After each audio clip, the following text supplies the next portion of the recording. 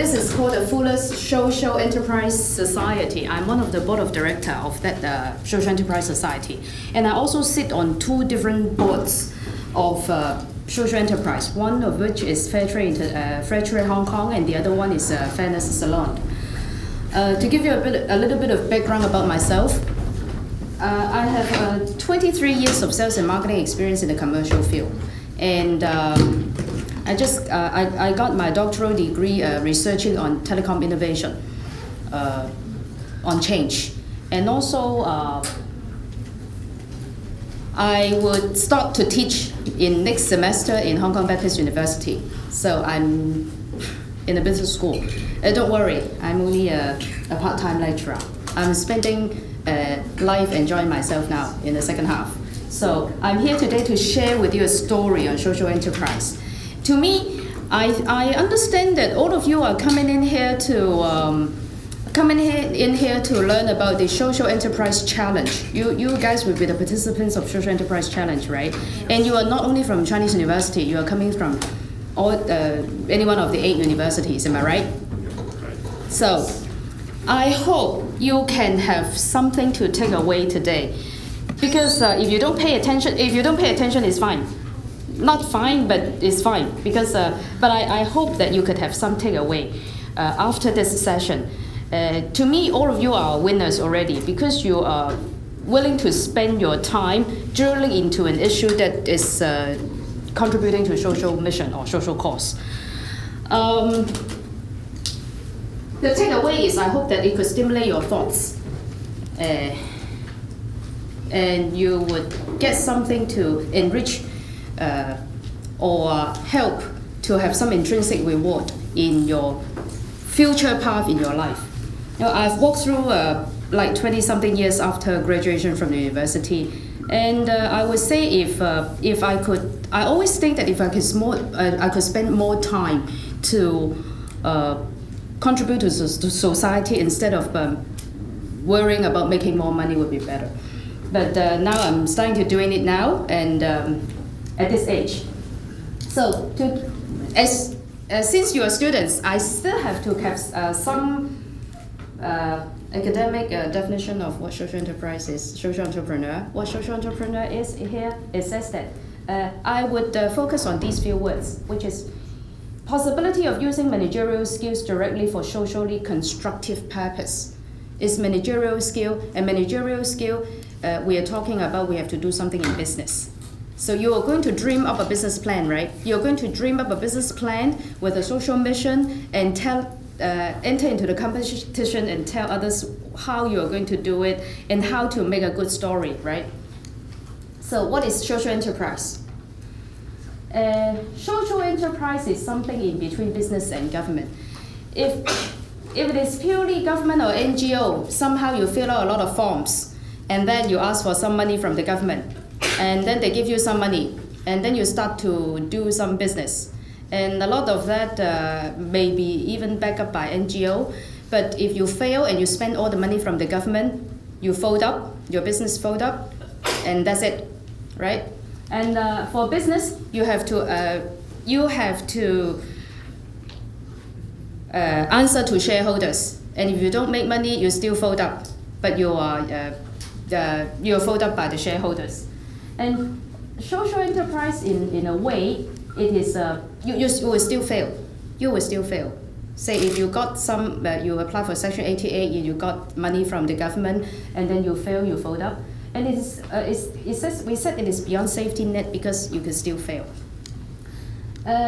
This is a definition in a social enterprise definition in Hong Kong. We imagine this is a business, a factory or something. You have capital, you have capital, you have management, you have people. But you know, the essence of social enterprise is if the government just spend money to help we call disadvantaged group, in Chinese we call 弱勢社群, right? You are giving out money to help someone who is in need. But welfare, instead social enterprise replace welfare with workfare. That is, you work hard for the money. we give a chance to the disadvantaged group to work hard for the money, or somehow social enterprise could also be for the environment or social objectives. How do we see it in Hong Kong? How many of you know that know the number of social enterprise in Hong Kong approximately? Give me a number. Guess. 10. No, more than that. Okay, you have 10 here. It is somewhere here. Again? 800. Less. 80. Huh? 80. More. Now, these are the important numbers. I always say that in the business world, you have to be able to memorize some of the key numbers by heart. More than that. 99. Close. 500 is close. Again, anywhere? No? 300 something. 300 something. Actually, out of the social enterprise in Hong Kong, 70% of it, that is 2/3, is providing job integration opportunities. We call it job integration, that is you create work opportunity for the disadvantaged. And the rest of the 30% could be for animals, could be for environment, could be for teaching and education. Now, the social enterprise also produce product and services. And this is how it works as a definition. What I'm going to talk about today, my session, there will be another gentleman coming in who is a very experienced social enterprise practitioner. He is going to talk about the second part here, the business model. I'm going to talk about the social issue and social model, how to tackle the social issue and also the social impact creation. Your social enterprise business plan have to address an issue that is visible enough as a gap in the market that you have to pay attention to. And then I will share a case of Funa's social enterprise salon and tell you how they walk through the crooked road of building up a social enterprise and sustain. You know, if you fold up after 3 years, then we don't term it as a failure. It failed to sustain, but we don't say it is a total failure. Why? Because out of the cost of conducting this social enterprise, you are actually helping people. We always talk about double bottom line. The first bottom line is on profit, because you have to have profit or else you cannot reinvest into what you are doing for the social mission. But the other bottom line is the value bottom line. Say if over that 3 years you wind up your business, but you have helped hundreds and thousands of people, we may define it in a different way in terms of success. Or your enterprise is being picked up by somebody else to continue the business. This may not be termed as total failure. This is the way we look at social enterprise. Is that right? So I'm going to talk about part 1 and somebody is going to talk about part 2. About some critical success factor of social enterprise. We try to frame it in this way. So there is a man, a bigger man, holding a kid. Imagine yourself as the kid, and you are now dreaming up the proposal. Okay? We frame the whole social enterprise as the key elements. These are the key elements of social enterprise. Why we put capital first? Because you need the money to start your business. You have to think about how much money you need to start that business. And then, as an entrepreneur or as a leader, you have to know how to do the fishing work. Fishing, this, we call it ethical consumption, because you are doing products and services to serve your consumers. So somebody has to consume your product. If you're opening a restaurant, you're opening elderly home, or provide a job opportunity for the reformed mental patients or whatever, you still need somebody to consume your product, because you're producing product and for the consumers. You have the capital, you have yourself as a team, you have a team to manage it. Why do we need a coach? We call it business sector collaboration. And I'm going to touch about social capital later. Because you need these people to help you, to tell you how to do the fishing. But you are the one holding the fishing rod. You are the one who actually do the business. And you also need a good story for media and promotion.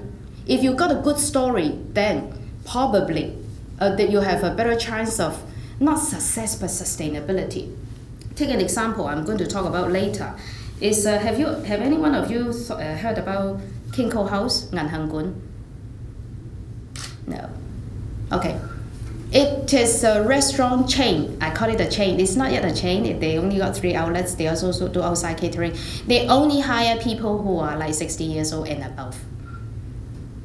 And they are providing job opportunity for elderly, for those who need the job. Imagine 20 years later, you are very young. You cannot imagine. When I'm at your age, I cannot imagine as well. I just thought that the next 20, 30 years would be very exciting. But when you are like my age now, after 20 years, I'll be very old, quite old. I hopefully still can stand here. But I'll be quite old. And then there are a lot of old people who are forced to retire, do not have income, and they want themselves to have value, to have self-esteem. They wanted to contribute, and they don't want to live on welfare. Imagine, even the bill of the government, like the $2,000 for the elderly is passed. What can you do with $2,000? But if you work hard for the money, that is the welfare I'm talking about. So, you need business coach. It is for the affiliation that can help you to do better, to do your job better. And then you need the money. But capital, 伙伴倡自強 is a program from the government that encourage people to open up social enterprise. But if you don't apply funds from the government, you can still do private. You can still look for private investment from private investors. And now this is the book that you have to download. Have you already? It is totally free of charge. You can go to the government to get hard copies, or you can download from the internet. It's very easy. I think it's only like 20 meg. There are 20 different social enterprises described here on how they, what is their social mission, how they survive. It's very easy to read. It's not a lot of, there are a lot of pictures. Okay, so this is important because you have to look at this before you can compile a plan to put your own social enterprise business plan into perspective. Now I'm going to share the case of Fullness. Fullness is a salon. Anyone have heard about it before? Yeah, what is it? It's a salon, but only hire people who were prisoners before. Yeah, ex offenders or ex drug addicts, but we call it. It's a very bad term actually. We call it youth at risk. Or marginal, whatever youth. In Chinese, we call it 邊青啊，邊緣青年. And it is actually quite bad how to define what is youth at risk. We call it triple low. Triple low means 三低. Anybody have any idea about what 三低 is? Triple low. Low education 係先，低學歷、低動機、低技能。Low education, low initiative, and low skills. So they are triple low youth at risk. It is a good thing that every year, these are the two investors. This gentleman is going to talk to you after me, Mr. Key. He's an investor. Ted has just finished the session this morning talking about the same thing to another group of students. Okay, we'll call me Key and Ted, and these are the kids. Every year, they have an annual gathering with these people who are working in the salon. They invite their friends and families to talk about their achievements, to make them proud, to help, to make them feel that they are of some value, not exactly always triple low. They may give them some awards, make up some awards and give them some awards just to recognize what they have done. So what did they do exactly? Fullness Salon is a successful social enterprise. It's reported in the 20 business strategies, the book that I asked you to download just now. And maybe all of you are too young here. Have anyone heard about this movie 英雄本色 by 周潤發 and Leslie and Gogo in Hong Kong? It is one of the very famous movie even in Hollywood because it's John Woo is the director who also directed Mission Impossible 2 or 3, 2. In this slide, it says that the whole idea is inspired by that movie. Why? Because if you're ex-offenders, you just come out from jail, you can't find a job. And if you can provide opportunity for people who can find a job, it would be a benefit to the society. Why is it a benefit? Pay attention to this, because you have to qualify why you have to do it in your social enterprise plan. 50% of the ex-offenders coming out of jail will commit offense again. And if they got a job, the chance not to commit an offense is 50% if you're successful. It's lowering the chance of committing offense again by 15 to 50%. 50% is if you are successful. However, only 16%, where is it? 16% of the ex-offenders can find a job. So this is the social purpose. I mean, but in the beginning, 20 years ago, what they did is they opened up a garage for the ex-offenders. And Fullness Social Enterprise Salon is a salon spin-off from the whole Fullness organization. The garage is an NGO, but Fullness Salon is having a shareholding structure. They ask for private investors to invest. When the investors pay money, probably they only pay like 100,000. The opening budget for such a salon is like $500,000, like 500,000. But if there are like 5 investors or 10 investors who each chip in 50,000 or 100,000, they can be the shareholder. Once they become the shareholder, they receive the reports and read the numbers and know the progress of the business. And because they are people who want to contribute to the social enterprise, social mission, so they actually help. And this bunch of people is bringing in what we call social capital. Social capital is what we define as a connection, a web of connection that you bring in that helps to, and within this connection there is trust, and you can help each other in a lot of things. I will show you when I go along. So the social mission, now pay attention to these. There are 2 missions. One is the social mission is to help the ex-offenders. This is quite clear, to integrate into the society.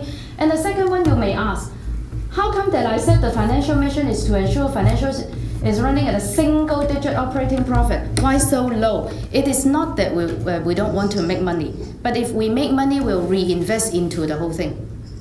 So we don't keep the profit, we reinvest. Say hire more juniors and make sure that the whole thing is continuing and sustaining. Because financial bottom line, as I said, the double bottom line thing, the first one is the value bottom line, the second one is the profit bottom line. But think about it, if you only go for profit bottom line, there are a lot of other ways to do the business. It is so different. Why do we need to have gatherings and pats on the shoulder to encourage the kids? No, we don't need to do that. Corporate governance is one thing which is kind of weak. I learned from other social enterprise practitioners, because you have to have a direction to guide you how to do it. Now, this is, I'm sorry about these Chinese, sorry. These are all our organizations from the government, how do we call it? These are the referrals. The referrals are organizations from the government that refer these ex-offenders to the salon as junior. This is the age range of the junior. 16, sorry about the not rounding up. 16, 18, 20, 27, 17. So they are all youth. And then why do I show the income? You can see that if they work here for 1 month, at least they got $4,000 as salary. And if they stay for longer, their salary will be progressively increasing. And we have an 18 months training. The 18 months training is from a junior. You learn how to wash hair first, and then you learn how to do hair care. And then after 6 months, you would know how to perm hair. You learn the skill of how to perm hair, and then so on and so forth. And in 18 months, you'll graduate. And some of those juniors who actually go through this 18 months training, they did go out and now become an established stylist in high-end salons. Some of them did do that. Of course, there are also dropouts. So, why I say corporate governance is important? If you don't have such a plan, this is something I suppose in your competition, your judges is looking for. You have to tell them exactly how you design the whole thing, how you're going to do it. Even though it is just a competition and you imagine it, you have to make sure that it is explainable. There are reasons why you do it and how you do it to keep them there. So, the salon has also, value creation is, the salon has also got some very prominent awards as the one of the best social enterprise in 2011. And this is another one, which is the most improved trainee award 2010. I think, mind you, don't think that this is something like a charity give-out awards. It is not. The kids are competing with other youths in other industries in Hong Kong. It is not a competition between social enterprise. It is a competition between the youths. We're quite proud of it because it's not we. I mean, the lady here is very proud of it because as a reformed ex-offender, I'm sure everyone will be proud of it because she did it and she won the competition amongst not only the ex-offenders or problem kids, but among all the different youth. Financial value creation. Now this is how we talk about the 1%. We have a profit of $4,300 in 2011, yes, 4,300. And this is the revenue, that is the turnover, that is the money you collected from the business. Every month is about 300,000. EBITDA, don't worry about it. Somebody is going to teach you about the financial model later.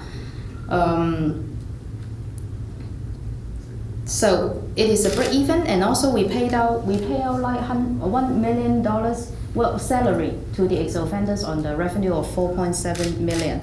So the money that is generated, now mind you, this is another important point for your business proposal, because the money you generate from the business is used to pay the salary of those disadvantaged groups. Okay? So, as an average, another guess, as an average, do you know how many percent of social enterprise normally, of the revenue, normally contribute to paying the salary of the work integration organizations? Guess. 30? 30 is a lot. It's very successful, 30. Any more? The average is only 10 to 15%. And you say, how come it's so low? But think about the investment. We have like, if we pay 600,000 salary salary a year to the kids, actually it is equal to the investment of one salon. So 2 salon is 1.1 million. So half of it, it's a payback in another dimension. Half of it is payback to the kids, but it's another dimension. So these are the investors. As you can recognize, this is Mr. Key and Ted. They always says that Key actually comes from the commercial sector. He is a managing director of HP for years, and he has worked there for years. And Ted is a CFA, and also they are all very established professionals. What I want to say is, we joke about this. If you invest in the stock market, overnight you can lose like 30%. But if you invest in social enterprise, the 30% will go to somebody who is in need. This is how the social purpose is being constructed. Now this is the social capital I'm talking about. Let me explain how it works. You can draw your own social capital map, or you can imagine your own social capital map.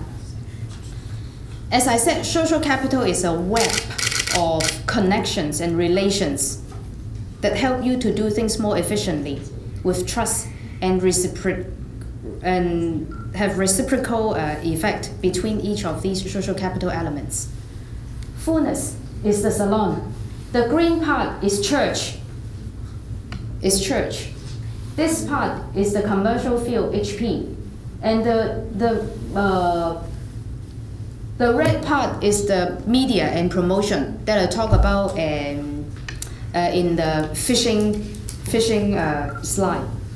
And then these are the other people. This is Social Venture Hong Kong, the other people who is doing social enterprise. You get to know these people, get the connection, and then you actually use this connection to expand more. Like because of social venture or because of social enterprise fund, I think it's social enterprise fund, and social enterprise fund. You get to know other people, and these people know about other media organizations. And then there are publicity, and your storyline can be spread out and let people know. And also because of years of work, this is not, you cannot have it in one day. You have to take time to accumulate this social capital as asset. You get to know those people who are from the government, the blue part. They are from the government. And then you get to know the high-end officials. And those officials can help you a lot in when they are designing the policies. And somehow maybe, if you're experienced enough, you can sit in the board of some of those committees and then help to influence the funding part. So the other one is church, community, and support. There is one thing the Social Fullness Salon has done is actually there is church support. And it is on top of just work support. It is fellowship. And it is important because in that context, it is important because it takes care of not only your financial needs, but also emotional needs. And this is the SE award they received in 2011. Some of the performance, this is a summary of some of the performance. 2011 Outstanding Social Enterprise Award, 10 juniors at May 31st, 2012, 6 of them have worked for more than 6 months. We use 6 months because we think that this is over time. Iteratively, we have this conclusion. If a kid can stay in the salon for more than 6 months, there is a high likelihood they would continue to work as working youth instead of go back to become ex-offenders. And the other one is, the other numbers are in 2001, we have trained like 33 juniors. 20 of them more than 6 months, as I said, the throughput is about 6 juniors annually. And year-to-date profit is like just $20,000. And I have also said this before, in last year, 2012, we pay out about $600,000 as salary and representing 54% of initial investment. And if you look at it from the value bottom line angle, probably it is quite worth the while. And 6 and 7 are the church support that I talk about. They have Christian fellowship at Thursday evening, and church is actually supporting that, and Tuesday morning Bible study. Of course, this is not compulsory. Those who want to join, they would join, and some of them turned into very good Christians.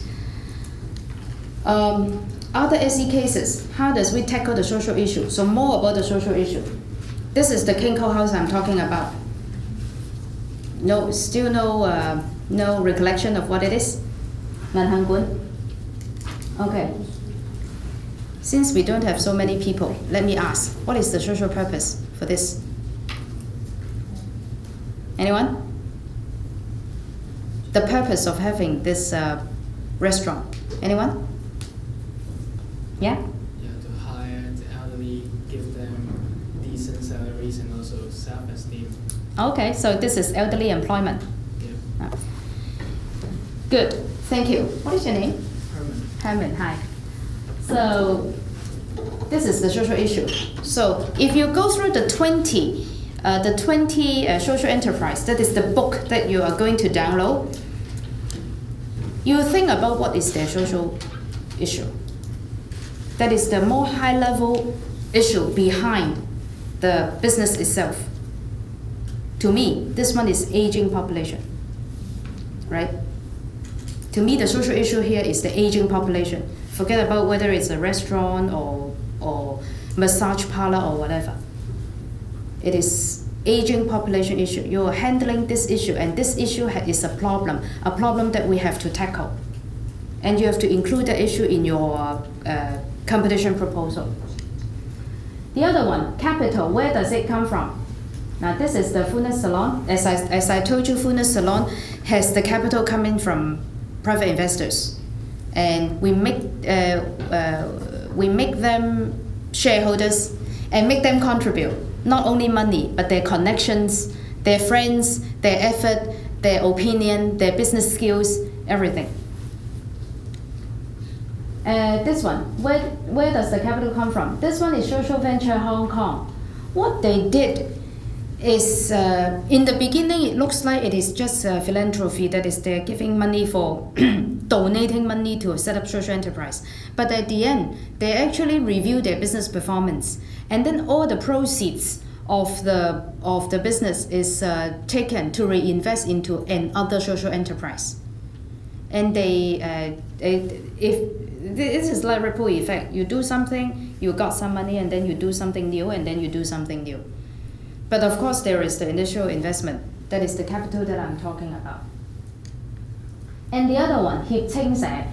Youth Outreach is also an organization taking care of ex-offenders of youth and try to use their talent to,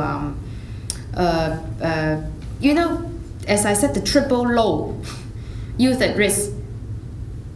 What do you think they would like to do if they know that they are like Samdai triple low? A lot of them like sort of Changotiumo, sing and dance and entertainment, right? So we use that. We use those skills. They use those skills. Actually, they have a Hi-Ha Hok Yun, which is hip hop. I think it's called Hip Hop Institute, that do entertainment performance. Asking the kids to do what they like most and do best. Actually, there is another one in Hong Kong called My Concept. It is like a PR firm, event management firm. They also have a bunch of kids that is that kind of a youth at risk. And this one is really doing well. 41% of their revenue goes to the salary of the kids. My Concept.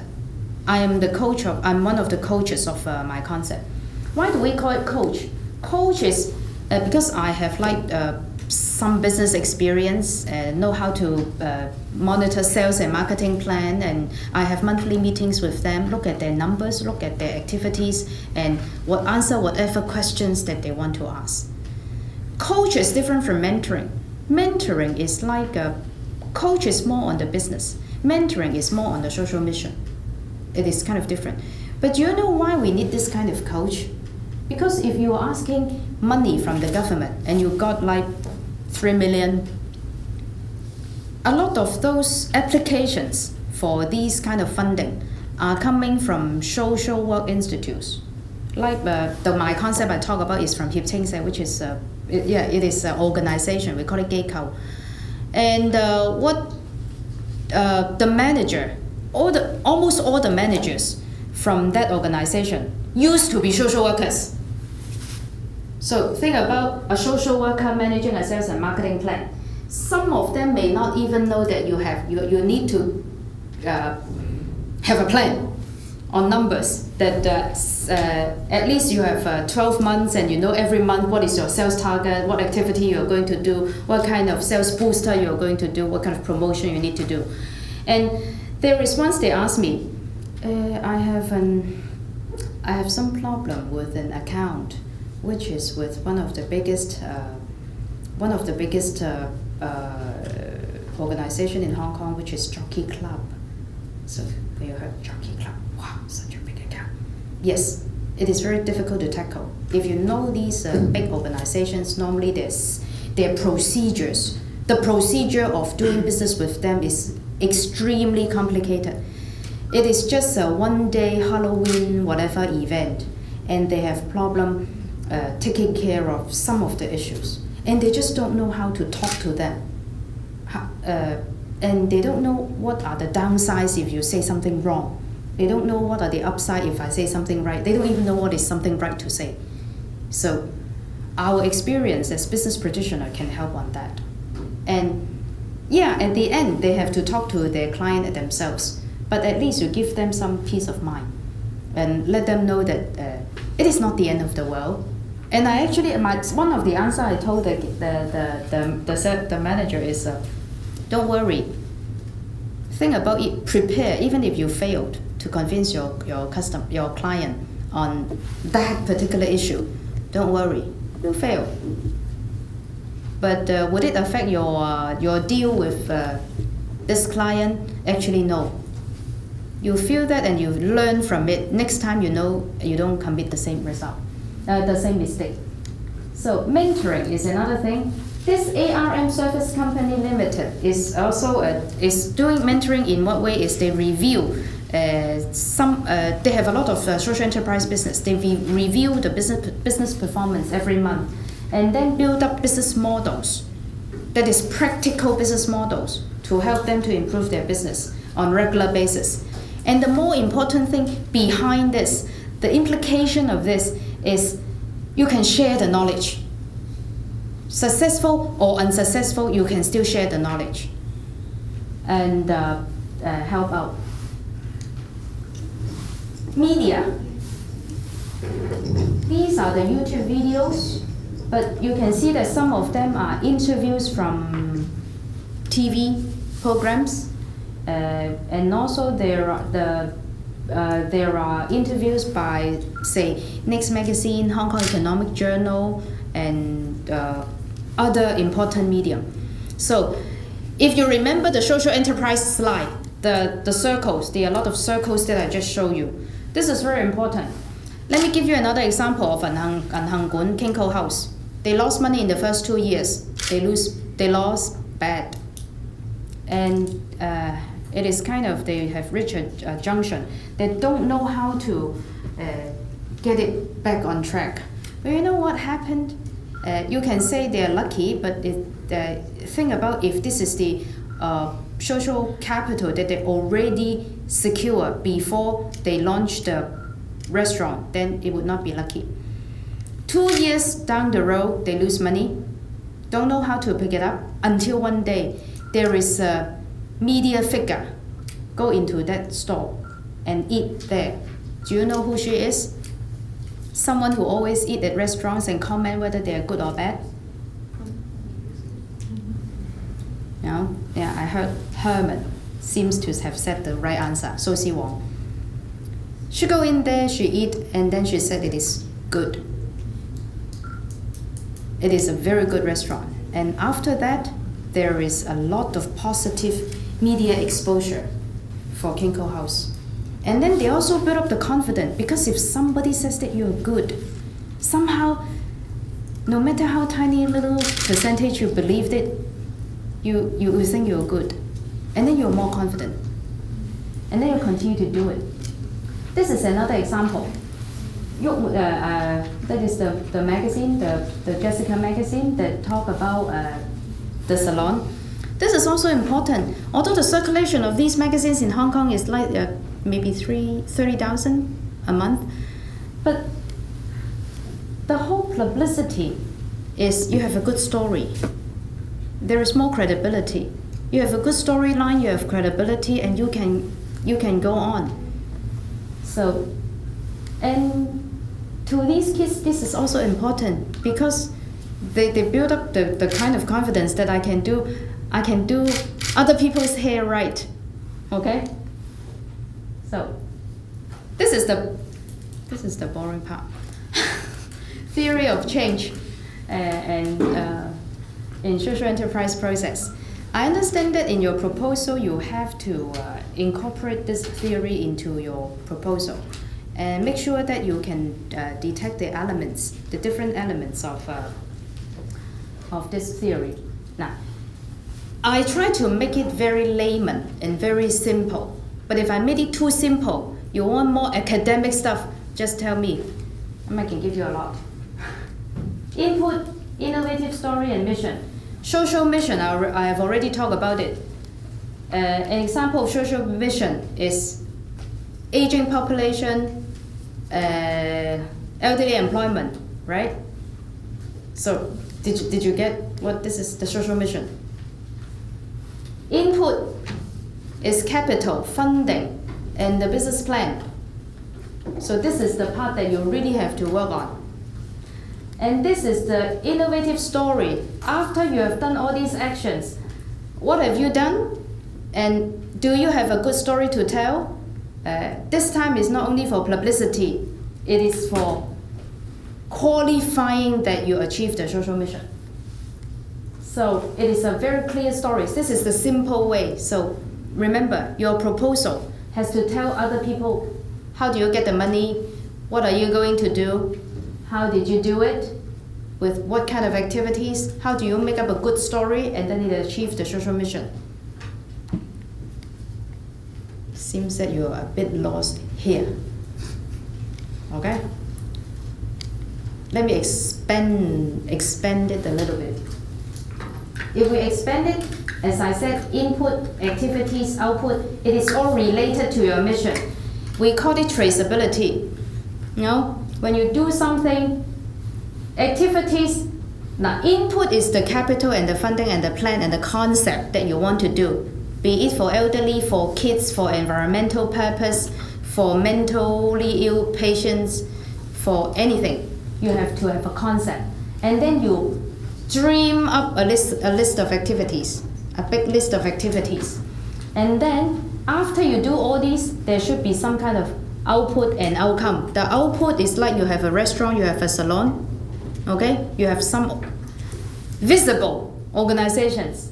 And then there is outcome. Goals and objective is both tangible and intangible. The tangible ones is what kind of numbers you want to make. Like, I want to open up how many stores in how many years and help how many people. Make sure that you're very clear about that. If you can be very clear about that, your story is very clear to your judges. And then the overall goal and objective, as I said, tangible, intangible is how many people you have helped or how, in what way you are telling other people that you are helping. Okay? And then it's the social mission. If it is ex-offenders youth or like the salon or the Kinko House, elderly employment, then you have to talk about how you manage the social mission. So this is all related. The key messages of your plan. It has to be related, traceable, one connected to each other, and then have the results. So the overall is, have any one of you heard about elevator pitch, the term elevator pitch? Yeah, elevator pitch is like I always talk about this story. It's like Murdoch's wife, not invited to the party, but she go into the party and talk to Murdoch for 10 minutes, and then she become her wife later. No, and then actually Murdoch divorced his 35-year wife and married this Chinese lady. Do you know this story? Look up the internet. Elevator pitches, I give you 2 minutes. In the US, normally they give you 2 minutes. Sometimes they give you like 4 minutes. You talk about what you do, talk about a business proposal and convince other people that this is the right thing to do. Okay? If you can practice that and do it like an elevator pitch, you talk about your social mission and your business plan, then probably there is a higher chance for you to get into the finalist. The 20-odd finalists, the circle. Why I talk about this elevator pitch is, if you can say something in 2 minutes or 4 minutes clearly about a story, about what kind of input, what kind of activities, what kind of output you're going to do, and what is your objective, it will be a lot more convincing. It's not that you talk about things for half an hour and then people can still cannot get what you are talking about in a nutshell. So this is how it is related. And the next one, the social enterprise concept, the concept element. I understand that this is a lot of words, but you pick out the key words. In the course of my career, in one of my job capacity, I have to read a lot of legal document. I'm not a lawyer. But have anyone have experience of reading legal documents? They are very long sentence. Half a page is one sentence. Pursuant to limited, in private limited, but whatever, and it's so long. One sentence is like half a page. And then it is not English, some of it. I remember when I take a law course in my MBA class, the first day, I always thought that my English is quite good already. And then I really don't know what he's talking about. He said, radio descendant, that is this English? No, it means material facts. What I'm saying is, you pick out one or two keywords from the whole page. This is how I learned to read legal documents in the past. I pick out one or two keywords in that page. I highlight it and make sure that I know what they're talking about. And then I ignore all the others, the long sentence. So I try to do this presentation in this way. Tell you what are the keywords on this slides. The concept element, overview, is one of the keywords. That is the kind of elevator pitch I'm talking about. You have an overview of your concept. It's a summary. Overview means summary. Summary means overview, so you can remember one word is okay. And then it helps you to think through. Because you have the overview, then you can construct the plan in detail. Am I right? Overview. So the key concepts about comprising social innovation that need to be clarified before expanding. If you have an overview, then you have the keywords. And you have the keywords, you can expand the keywords. Okay, problem and opportunities. Problem. After I've talked so much about Fullness Salon and also Kinko House, let's just stick to these two examples as a case on how to talk about the problem. The problem, it said it's a statement. This is not the keyword. Statement is not a keyword. But statement is something that is short. It is not very long. Okay. What is the problem? For Kinko House, what is the problem? Yeah, come on. Give me some response. The answers have been repeatedly and repeatedly mentioned in the last hour. So, what is the problem? Anyone? Louder? Aging population, right? And probably you can add some more with aging population. Unemployment, elderly employment, you can expand that. So what is the problem? What caused the problem? Because they don't have work, so it's unemployment. So the cause of the logical argument in the cause that this is traceable because of aging population and then because of unemployed elderly. So these are connected. And then why is it important? Why is it important? Clear explanation of the problem matter. I'm sure at this time you know why it is important. So go back to the Fullness Salon issue about the youth at risk, ex-offenders or what do they call it? Drugs. They take drugs, yeah. Those kids that will take drugs who rehabilitated. So what is the problem for those? What is the problem for Fullness Salon? Prisoners don't have jobs. Yeah, ex-offenders don't have. Yeah, don't have jobs. Employment for ex-offenders. Now, don't have jobs is what caused the problem. They can't find a job. It's a problem. It's what caused the problem. But the problem is ex-offenders. They are committing offense again. Half of them are committing offense again. As you remember, 50% commit similar offense again. And then, what more about the problem? The government has to spend $70,000 per person to go through the prosecuting, going to jail. You have to feed them in jail, right? The government has to spend $70,000 per person to take care of one of these offenders. So it is welfare. You want to reduce the welfare, right? You want to replace welfare with workfare that I'm talking about.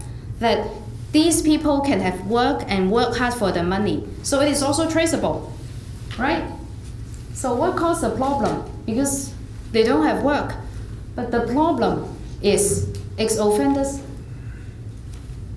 do commit offense again, and then the government has to spend a lot of money to take care of them. Why is it important? What is the scale? So scale, it depends. What damage would it do if they commit offense again? Then that is damage. How big is the problem and opportunity? So the problem is clear. The opportunity is we got successful examples in different industries that can provide job opportunity for these offenders. So okay, clear? Now in your mind, try to figure out a simple proposal, a few sentences that can conceptualize your business concept. The other one, vision. Anyone from business school here? Finance is someone that is, finance is always the enemy of sales and marketing, because you control the money and you look at how the money flows. And the sales and marketing people, they have to spend money before they can get the numbers. Okay? So, when we, only you? Business school, so you are going to be very successful business executives in years later. Yeah. So, good luck for that, huh? A lot of sweat and toil, huh? Vision. Have you go through Marketing 101? Yeah. Sort of Marketing 101. What is good? What is your name? Ralph. Roy? Ralph. Yeah. Ralph. Good to meet you, Ralph. And the other gentleman out behind you? Huh? Glove? Yes. Okay. Business 101. So each of you have to answer one question from me. You have go through the Marketing 101. What is the business vision that they talk about? To create a value. Value creation. Yes. Okay. You? Okay, I save your account for mission. The very simple sentence simple word that I want you to remember about what vision is to be a. Okay? Think about it in this way. To be a. This is the business vision. I want you to remember. To be something. But it's not you. It's the organization or the business. To be. Okay, mission. We always mixed it. Okay. I think mission is something you do directly. Like, vision is long term. Like, what you want your company to be like, I don't know, in the next 50 years. But the mission is what, like, you want to achieve right now. What you actually do. In the short term. Yeah. What you actually do. So, don't remember what you actually do, but remember to deliver. Okay? I'm not talking about the tangible and intangible targets. I'm not talking about deliver how many million, but you deliver something. So this is a mission. What will you do exactly? So to be a. Let's work a bit on to be a.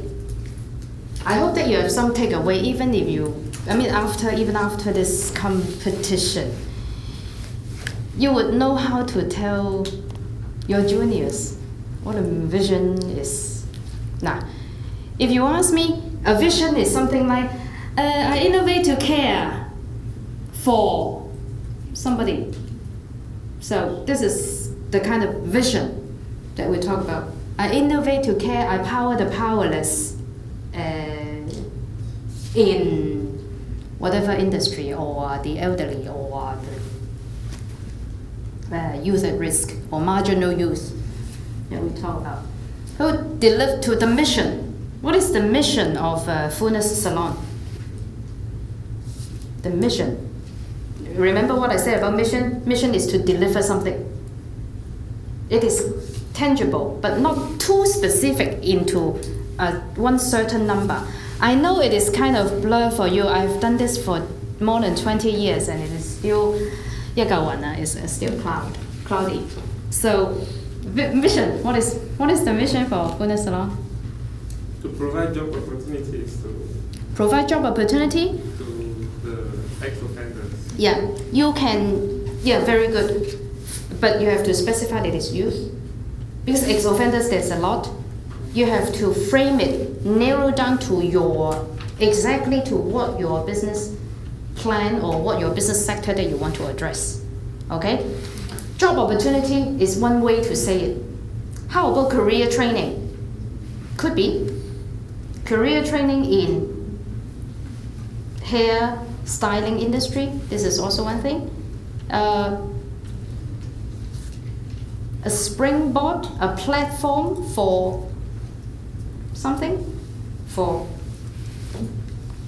ex-offenders. So now you got the keywords. The vision is to be but don't say that you want to be a caring company. This is too vague. This is not specific.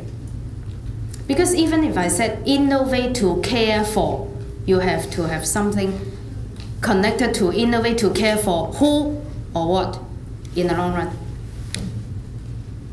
To be a platform for who, what business? Try to think with me. If you go through this thinking process, you can throw this away. You can write it out yourself if you really go through this thinking process with me. This is 快餐, it's fast food. It takes so long for me to understand what it is when I'm your age. I think I have studied marketing, and I always say that I have studied quantitative methods for 4 times in my life. QM, anyone took QM course before? Yeah. No? Every time. I actually pass, I go through all the exams, but every time when it goes to, after the standard deviation and then the mean, medium and stuff, and then when it goes to t-test, I don't know what it is. Every time. So it is a lot of practice for you to pass the exam. Okay. So this is the vision. It says here, crafting a vision gives you an image of future you seek to create. Imagine the world, what the world would be if the problem is solved, and describe in clarity. But make sure that the description, even if it is don't be scared by all these long sentences like the legal document. Make sure that you have 1 sentences. The 1 sentences that you want to tell other people what it is as your vision. And then what will be the future of your organization? As I said, as a platform for, as a springboard for, right? As an organization, as a XXX organization for something. You have to be very specific about it. I agree very much here is that if you do not have a vision, you cannot write a plan. Because this is like a tree. You have a very single mind vision, and then you started to construct your business plan. Mission, as Ralph said, what impact would you like to accomplish and be accountable for? As I said, the keyword is to deliver. XXX. Okay? And then it should be explained clearly. Then you can explain it if you have exactly what you want to deliver. Okay, the next one, theory of change. Theory of change, the keyword for this is if and then. If and then. So these are the two words. There are 2 ways of looking at it. If something happened, then achieve the mission. Or if I want to achieve this mission, something has to happen. Okay? Either way to put it is okay. If you want to help the youth,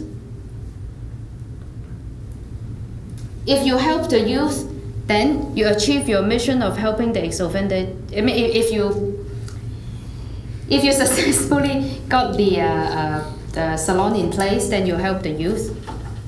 You help the youth, and then you achieve the social vision of helping the ex-offenders. Or if you want the ex-offenders to be helped, then you have to make sure that if you want the ex-offenders to be helped, then you have to help the youth. So it's always if and then. I got it mixed up too, sorry. So it's if and then. So conditions, if the conditions are met, or if you want this change, the conditions must be met, or if the conditions are met, you can effect these desirable changes. So it is all if and then.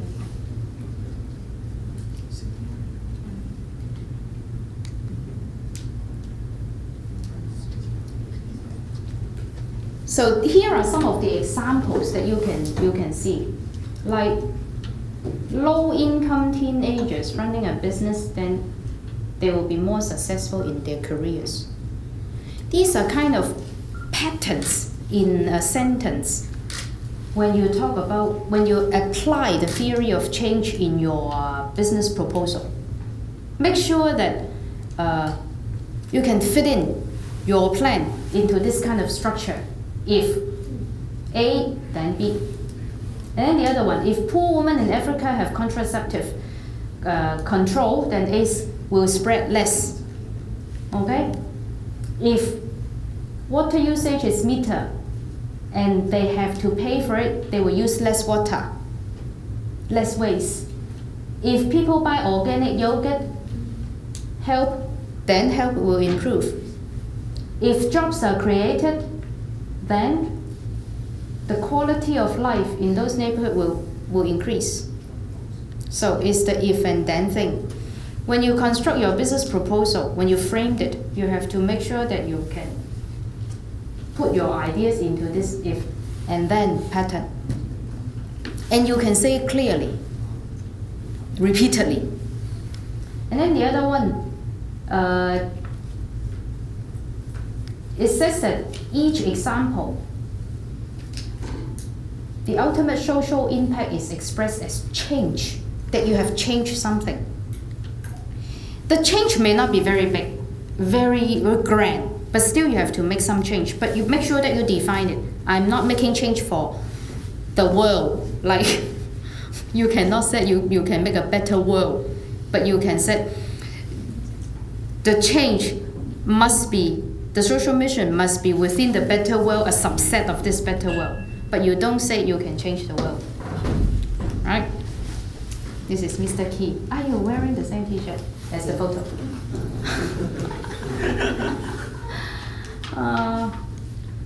And then, solution. What is your solution? You remember the three circles that you remember the three circles that we have talked about? This. The inputs, the innovative story, and the mission. What is said here is the solution. The inputs is part of the solution. The innovative story is illustrating your solution. Again, I got this frowned forehead. Let me see if I can explain it clearly. Solution is what exactly are you going to do. So it is not the mission kind of thing that what you are going to do. It's about, I'm going to open whatever store, I'm going to open a salon, I'm going to open a restaurant, I'm going to hire how many people, I'm going to whatever. And this is the solution to help them. I'm going to give you an example later on how to illustrate that. What are your customers? For those who cut hair, then would be the customers from that particular community, or the young people, the old people, the middle-aged people, or whatever. You have to specify your target customers. So the keyword here is your solution is what kind of product or service you're going to do, to provide. And the customers is who you want to sell them to. And the solution innovatively remove the pain. This is kind of larger than life, but you think about solve the problem. solve the problem, try to frame it and try to confine it to something that is really doable.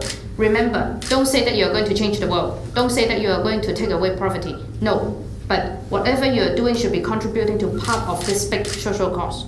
Make sure that you define it right. And so at least you solve the problem, but you qualify how you solve the problem. Not the big problem, but some of the problem. Okay? The solution, who else will you be involving? So as I said, this is exactly what you are going to do. How to describe what you're going to do is who else are solving the problem. It says that there are other people doing similar things and they have kind of solution. And if there are other case examples that you can quote, you can learn from there and you can say, these are the gaps, the strengths, and the weakness. That is the Marketing 101 as well, the SWOT analysis. But make sure that you have an inventory of your strength and weakness. It is okay to have weakness. The important thing is to embrace your weakness. You know how to tackle it. If you don't know how to do it, you can write in your proposal and says that you ask somebody who know how to do it to help. Looking for help is one of the very important thing in managing a business or social enterprise. That's why we said we need coach, we need mentoring. This is also why we talk about social capital. Social capital are the connections and the relations that can help you to solve the problem or tackle your weakness. Understand what I mean, huh? So, and also, it also says here, what did your competition do and the complementators. This is exactly the kind of social capital and mentor and coach that I'm talking about. If you got those people to help you, if the example of Kinko House, I talk about Susie Wong, if they know her from the very beginning, then probably they don't need to wait 2 years to profit because they have a very good story to tell in the media. What can you do better or different from them? So that's why you need to talk about what similar things other people are doing. If similar things have success and failure, you said what you would improve. But don't be too aggressive about, I'll do it totally differently. Okay? I will do it totally different. No, don't even attempt it. But you have to tell which part and what particular part that you are doing differently. Or you have tackled the problem that other similar organizations have done before but failed to achieve success. So make sure that you tell how are you going to do it differently. Okay? It is very important to cite reference. When we are doing business in the business world, we always say that we need to know how to ask the right questions. And one of the questions I always ask is there any industry reference? Any industry reference for 2 reasons. 1 is avoid the mistake that they have done before. 2 is to learn from them what they have done well. So you have to do some research. When you do the research, make sure that you're really doing it. You don't sit there. You have to get your hands dirty. You have to go into, say for example, how many of you in the last 12 months has somehow patronized a social enterprise? Buy their products, eat there, use their service? Anyone? So 1, 2, 3, 4, 5. So if you don't raise your hand, I assume you didn't go. But if you're going to compile this business proposal, make sure that you go to a lot of them. Even if you don't go patronize them. If you want to do your business proposal in that category, you go and stand in front of their window on the street. Stand there for an hour. Look at how the customers are, how they operate. You have to do it. If you don't do it, you'll never be able to know how. I mean, you cannot dream up anything. You have to have some reference. Make sure that you do it. So what your competitors is doing, you have to get to know, and you have to do your own research. If you don't go, at least you look up on the internet. How are they performing? Their numbers, their results, their comments, the media publicity, everything. You have to look for it. It's very easy. You just type a few words. Already you can have a lot of information. Make sure that you did it. If you don't, I can't help you. But try. Okay? Then you could find the gap and know how you could do it differently. Okay? Social impact. Social impact is what is your ultimate desired change. The theory of change is talking about a condition if and then. The then is the change. What have you changed? So you have to frame what you desired to change at the end. And the outcomes are derived from your plan. The plan is the innovative story and the inputs that I talk about. Is from the solution. That is the inputs that I talk about. And the outcomes contribute to, how are these outcomes contribute to your ultimate goal? Now, this is the time that you have to withstand the test of tangible and intangible goals and targets. If you said that you're going to open up how many stores in how many years and help how many people, this is the time you have to measure it. Because by measuring these tangible and intangible goals, it is related to the social mission. And then you can explain. You may not be able to explain it in a very quantifiable way, but at least you can explain why I think the social mission is partly or partially achieved or totally achieved. Or there are still some gaps there I can, improve. So, then it is about measuring the social impact.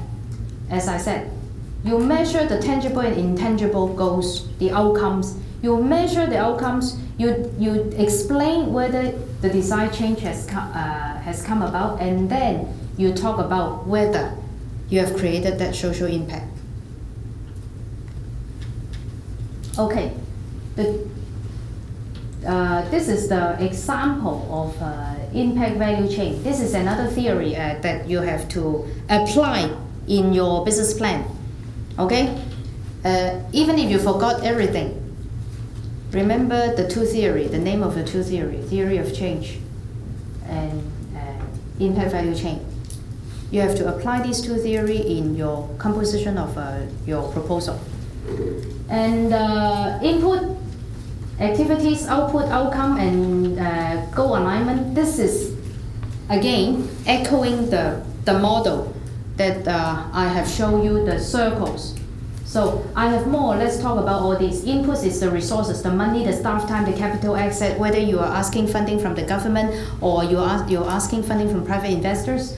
And then output indicators and other measurable variables from operation. That is the tangible goals. You open how many shops, make how much money in how many years, and help how many people. Other outcomes, change in attitude, behavior, knowledge, skills. That is the value bottom line that I talk about for the old people, for Fullness Salon, the kids. They have got awards and they are actually winning in the market and competing with other people in the same sector, and they win. So this is the change. The change in behavior and knowledge. They acquire skills for doing hairstyling, and some of them may, if you got the examples that as I said, some of them actually attached to be able to leapfrog to real high-end salons and be established stylists. Then these are the change that you can explain, somehow can quantify over how many years you can do what. And finding a job, avoiding getting sick, these are examples. The difference between the outcome for sample exposed to social enterprise activities. So I have mentioned a lot of those examples in the last hour. Evaluate whether outcomes met desired goals. So this is also based on measurable, tangible and intangible goals. You can explain whether you align with the social mission that you talk about. So finally, I'm going to talk about, I have talked about all these already, okay? But I put it into the model that you have to apply. We put it in this model so that you know when you are compiling your business proposal, you can see how this is like.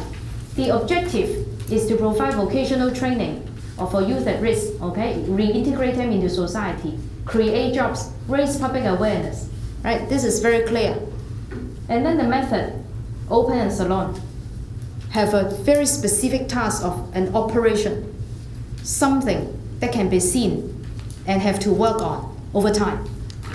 Okay, this is the model. And input, youth at risk, 18-month designated skill-based training. The 18 months I talk about, if they go through all of them, then they have a stable salary from 4,000 to about over 8,000. Some of them, if it is not drop out and they leave and they have a career path of their own. And then market-oriented salon operation, mentoring and fellowship. Mentoring and fellowship is something on top of just giving them job opportunity. At least for the investors who are Christians, they think this is a very important social cause. And it is helping them to change the attitude. And the other one, more jobs for youth at risk. That is the output. Actually, we did create more jobs for youth at risk. And also more people experience their service quality because they got customers, be it walk-in or regular customers. People know about the story. Do you know one thing? When we are doing a promotion of ethical consumption recently, we have asked other students from other universities to do some kind of research or sample the social enterprise stores. What they said is, if they walk into a social enterprise, the enterprise staff can tell them exactly what the story is behind the establishment. Say, if you go into a restaurant and they can tell you that I'm hiring visually impaired or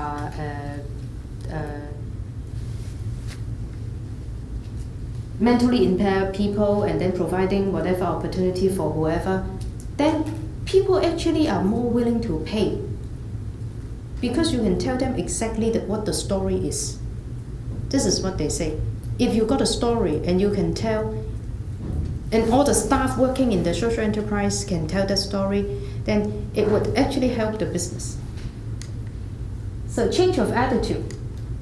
And then increase awareness of youth at risk issues. Now, I'm actually doing it as well. Now I've already talked about 1.5 hours on this issue. And probably I cannot impress a lot of people, but at least I have talked to like 30 of you, and you knew it, and somehow you may tell somebody, or tell the other team members who didn't attend today's briefing on training on the social enterprise competition. This is important because we raise awareness in one way or another. And also the media exposure that I give you as an example just now in magazines, in YouTube, in interviews, this is increasing the awareness that this issue is important. We are not only working within like 20, 30 people. We are trying to tell everyone this is important. And then more people would do the same thing. And then there could be social innovation and there could be change. Okay? So the team, explain the human resources requirement. As I said, if you don't know how to do it, find someone who knows how to do it to help you to do it. Okay? You cannot do everything. But you have to tell why you put up a team like that. And what is your advisory and mentoring needs? Now this is important too. If you can spell out clearly what kind of help the social in terms of social capital that you are going to acquire, I'm sure that the story would be more logical, because everybody knows that startups have a high risk of failure. And to give you a very simple number is actually the failure of social enterprise and small and medium enterprise is kind of similar. Only about 20-30% of them survive after 3 years. The same to small and medium enterprise in Hong Kong. So it is a small and medium enterprise per se, right? But you have to tell how you're going to get through your tough times, and by asking some of people to advise you as mentors and spell out your stakeholders' need. Asking, if you can say that you ask for what kind of advice and mentors, it means that you know clearly what is your need as a stakeholder. So this is kind of important. And who are your core team? So as I said, you define the work experience you need and the kind of help you need. But this is a little bit different. Probably you hire them, you pay them money, then you can choose. Okay. Financial summary. This is something that I think in the second training, somebody is going to talk about it in detail about the financials. And probably Ralph can ask a lot of questions in that session, how to work on the budget. But to talk about it in a very simple term is you have to do very simple break-even analysis and talk about how much money you need and how you're going to spend it, at least. The simple way for those non-business majors, I just said that we need to get our hands dirty. At least when you are dimensioning how much money you need or how much revenue you need to collect. There is a simple way, like for example, if you're doing hair salon, how much does it cost to do a hair? If the transaction, like 200, 300, 100? Or ABC 100 for just washing, and then 200 for cutting, and then 300 for something else. You have to have this in mind if you're doing this proposal. So if a month you have to pay out your rent, the fixed cost, and then the variable cost, how much money do you need, and then how many transactions do you need, equals to how many customers do you need in that month to make you survive as a business. So you have to think about that. So if it is a restaurant, like the Kinko that I talk about, you have to know how much is the rent and how much is the food cost, and then how many transactions, how many transactions per person, and then it means that every day when your opening hour is like 10 to 10, every day, every hour, hourly, you have to get how much money, revenue from your business. So this is kind of you have to have that in mind, roughly, before you can compose serious financials. Okay. So I have talked about the social model. Now I'm going to hand over to Mr. Key to talk about part 2. But before that, Any questions, lady? before that, it's open to the floor whether you have any questions that you would like to ask me. Hey, don't be afraid, just ask. The planning process, is it the plan for the actual business plan or like for the executive summary? For the executive summary, should we use the same plan?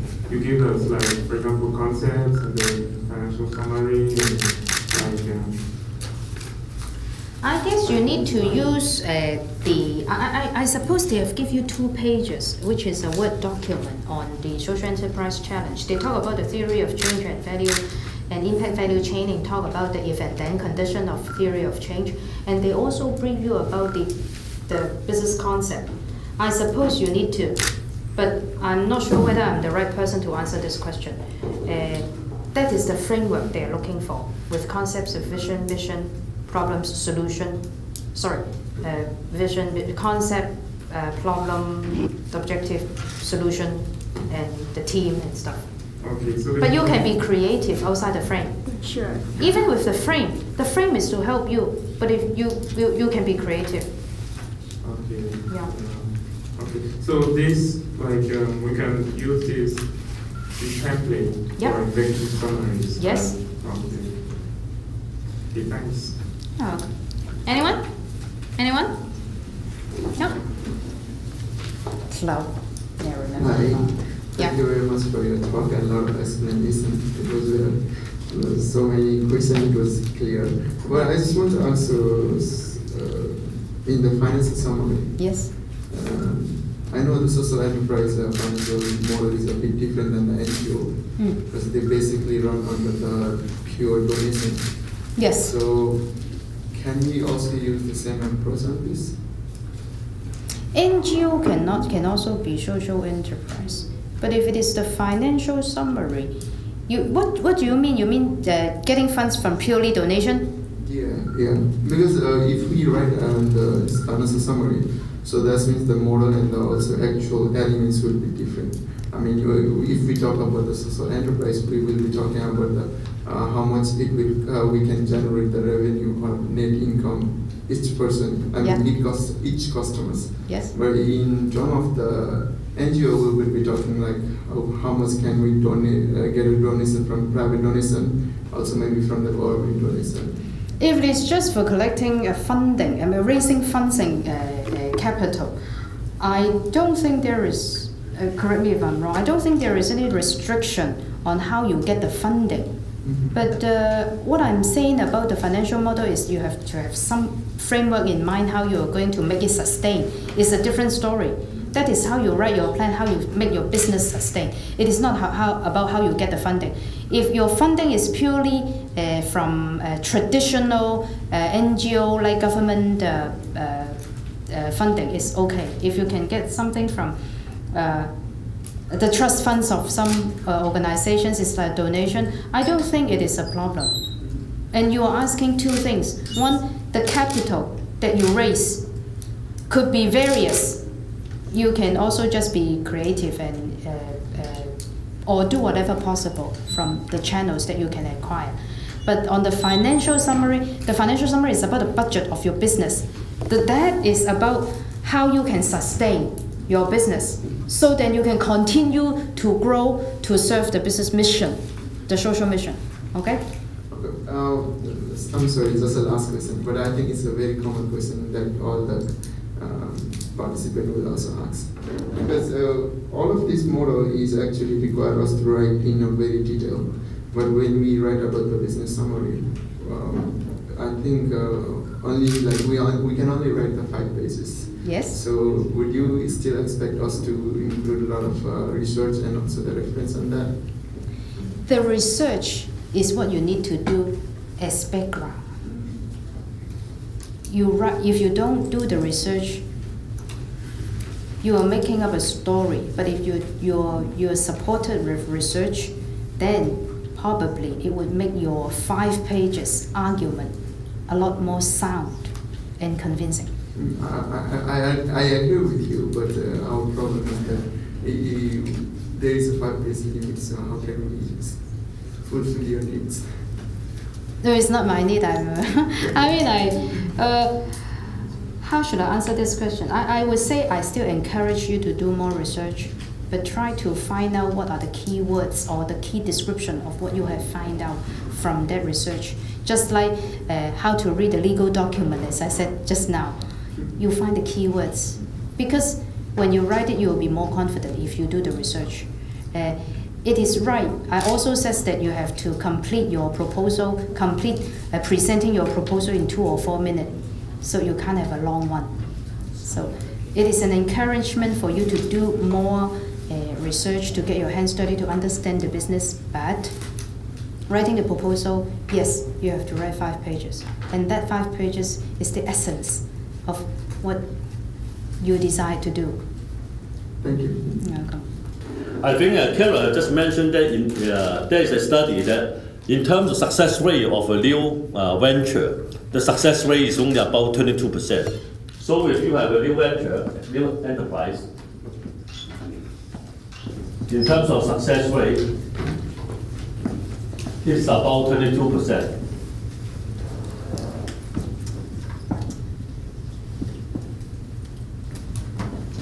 So what is the failure rate? Your success rate is 22%, what is the failure rate? 100 minus 32. Oh, okay, yeah, okay. So you're not skipping, okay. So it is 70% failure rate, okay. So for every problem, there is a probability. Now the probability is 78, huh? Probability. And also for every failure, there's an impact or damage. Just like the success rate. How can we increase the probability? How can we increase the benefit? Okay? Fair? Okay. So in terms of the failure, like when you try to open a new venture, as you can see, there is only about the opportunity that you are going to fail is about 4 out of 5. So the issue is that how can you make sure that it is affordable in terms of the failure? So the issue is affordability. In the real life, we hope that although you are trying to be an entrepreneur, but you know that it is risky, so the major decision or consideration when you try to run a new venture is to make sure that the damage, the loss that is caused, you are affordable. That means you will not be bankrupt or you will not lose your family. You will not lose all the friendships because you ask most of your friends to buy your product or invest and then you're totally gone and then you lost all the friendships, even the family. Okay. So the issue is that affordability that you have to take care. Okay. And in the other way, if the risk you are taking is affordable, then you have to invest most of it for those above the affordability. Because one of the common pitfalls for the new entrepreneur is they try to be too cautious. Okay. Sometimes you have to understand what's the line. Below the line, make sure that you will not lose. Okay, you have that line. But after the line, you try to invest as much as possible. Okay, the first part. Then the second part is why people fail. Okay. Most of, as I said, all this kind of training, we cannot help you to make sure that you are 100% successful. But what we can do, the value that we can add, is to help you to reduce your error rate, to help you to avoid making simple mistakes. For people to fail, one of the reasons that most people fail is that they do not have the market data. They just try to open a business without understanding the customer requirement, without understanding the competitor situation, unable to be position themselves against the market, has aggregate from the customer list, and also how to differentiate themselves from the competitors. So one of the reasons is the data, the fact about the market. So in this part we call it, how can we make sure that we have some kind of DIY, do-yourself market study to increase your success rate, or to avoid that you go to a market which is totally not desirable, either because there's low customer there or because the competitor is too strong. Okay, so the first part is about the market study. Of course, depends on your social mission. In Hong Kong, 70% of the social enterprise, 70, is we call the work integration social enterprise. Work integration social enterprise. That means the main purpose is to create jobs for those who are difficult to employ, or we call it the disadvantaged group. Okay. Another 5% is on fair trade social enterprise. That means they help the farmer in the developing country to earn a living through their farming. Okay. But that was overseas. There was another 5% is on environmental protection. And then the rest, then I don't know. Some of them is for education, some of them is for animal rights, some of them is to promote some kind of the culture, mindset, etc. Okay, they're different types. But majority of them, in fact, this is for work, this is also for work, but this is for local disadvantaged group, this is for overseas farmers. Okay, the majority is for the, as I said, work integration social enterprise. But however, for most of the business plan competition in the university, most of you focus on this one. Because you try to avoid the counseling, all those kind of issues from the disadvantaged group. So most of you is focusing on this one or on your education on this one. Okay, it's up to you. But once you decided which area, social issue that you are going to address, then you also drive in terms of the type of business that you can choose. Say for example, in my case, I think Karen is also talking about, has also mentioned, for fooders, we are helping the youth by business. So we have to find the jobs that they can develop themselves, learn a skill, so they can earn a living later. Okay? But anyway, that was the social part, as I said. I just want to let you know that in terms of business that you choose, it is governed or it is limited by the social plan. So once you have decided the type of business you are going to set up, you have to do a market study. In terms of market study, usually there's several market studies that you can consider. We try to narrow into a small business. We are not talking open like multinational IT firm, etc. Say for example, either you're doing a hair salon business or restaurant or a retail, the first thing you can do is we call it a landscape survey. Landscape. That means if you are going to open a restaurant, say for example in Kowloon City, then you have to go over those few main streets in Kowloon City to count the number of restaurants there. Some kind of the standard pricing, either the pricing of a coffee or a breakfast. So to collect all data for all those restaurants in the Kowloon City, and also you check their location, etc.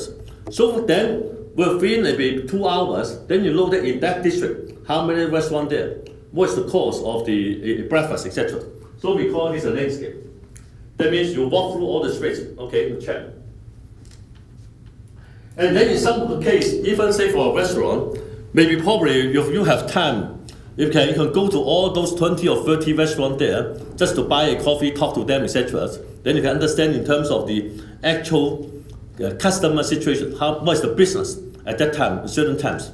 For example, in the hair salon in Sai Wan Ho, some of my students have go there in the Saturday morning at about 11 a.m. There was about 30 hair salons in Sai Wan Ho, okay?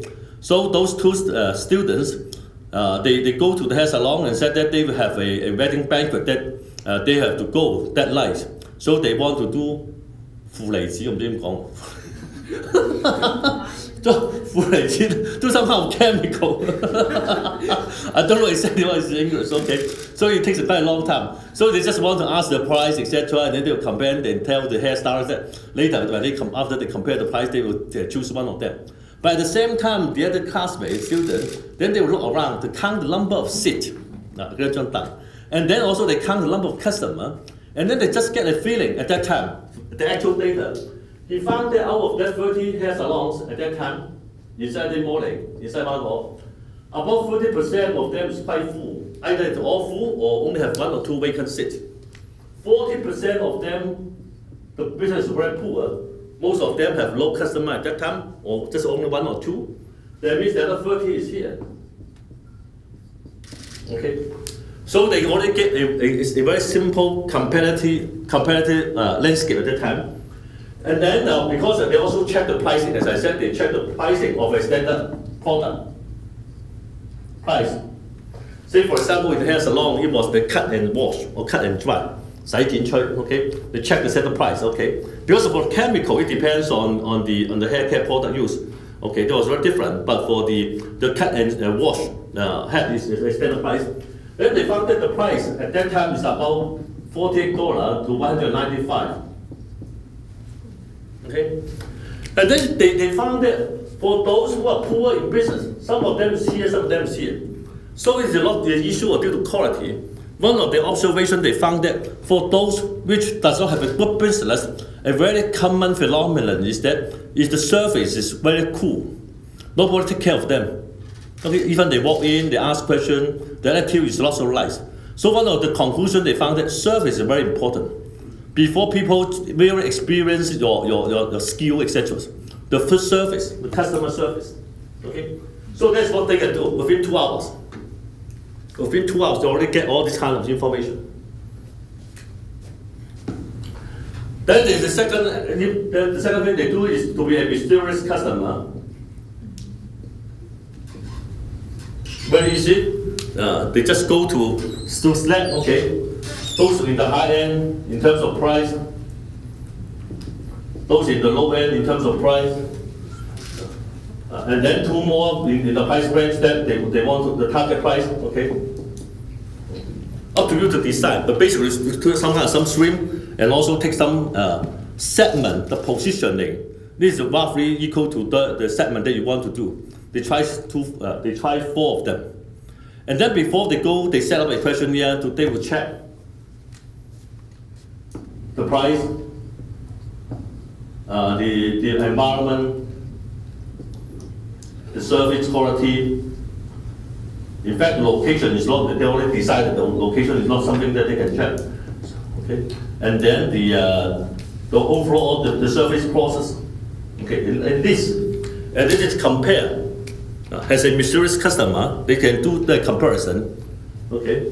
And also as a mysterious customer, they try to talk to the providers. either the junior washing their head and also the hairstylist. Okay, they just talk to them to understand the market, ask them something. They can provide a lot of information. Okay. After that, I think for your case, probably you don't need to go through another this part, but just let you to know what has happened if you really want to do it. They also do the pedestrian car. That means they walk in the street, set an alarm clock for about 30 minutes. It's good enough. Yeah, in Saiwan Hall, in the South Geylang Main Street, that was one of them which is, in fact they checked one here. They checked one of them which is $140. The other is about $110. Okay, they just count these two. Just a pick, okay. And about 30 minutes, they found for this one in the South Geylang Main Street, it was about 70 people walk through. For this one, there was 170 people walk through within 30 hours. And then they count all this kind of thing. And then they also go to the real estate agents to ask them what is the rental rates and that kind of things. So they also do the pedestrian count.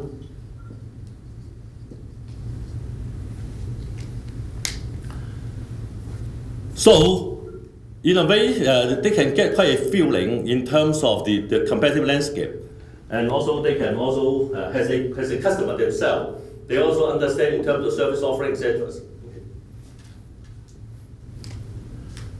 Of course, after this, then you can design your some kind of your positioning, like in the Saiwan Hall market. So you look at there's about 30 of them. The most expensive is 149, 195.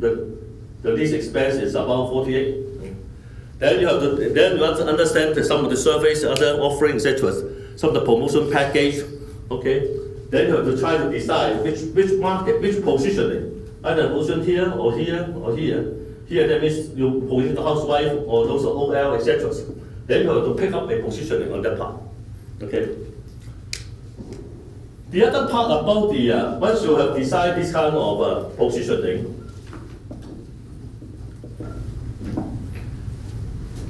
then you have to we go to the financial part. When we talk about the financial summary, probably there are two kinds. One of them is talking about the investment financial, how much money you invest. But more in this business plan, we are talking about more in terms of operational financial. That means what are the income and what are the cost expense, so that whether you can take an operation break even. Okay, that was we focus on that level instead of the investment part.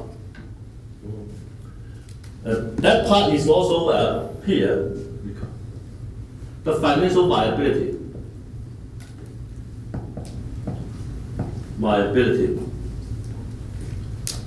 So if this is to check whether the market is desirable, you can find a spot which is a desirable. This is talking about checking whether it's viable. A very simple way for you to do a financial modeling or numeric modeling is to make sure that in the operation you can have income greater than the total cost. Very simple one, okay? Income should be greater than the cost. Otherwise, you will keep losing money. But you hope that in a stable state, maybe about 1 year, 2 years, or 3 years, you hope that there's a point that you can arrive. Is the income is more than the cost. In terms of cost, there are two elements. One of them is called the fixed cost. That means the rental, the salary, etc. The other is the variable cost. Variable cost. Okay, depends on the production. Say for example, in the hair salon, usually the hairstylists take about 30% of the income, the charge. Okay, that is the split. Okay, they don't have basic salary for the hairstylists. They just take the split of 30%. Then the income. Say for example, take a monthly case. In the first salon, I make it simple. These two add up together is talking about 160,000 per month. Salon okay. So what are the components for income?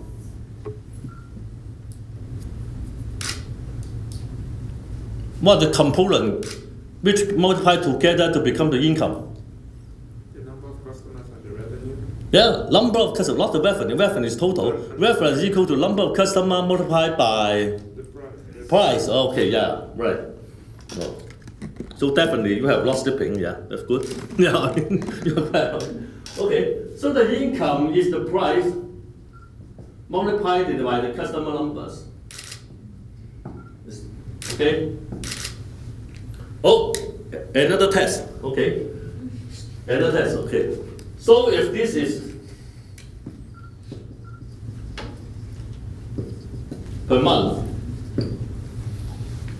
or for the average price per customer, say for example, I make it easier, is $200 per customer. So what is this number? So how many number you need per month? This is a primary school arithmetic. 800, okay. Oh, okay. 800, okay. So if you assume you open every day. So how many customer per day?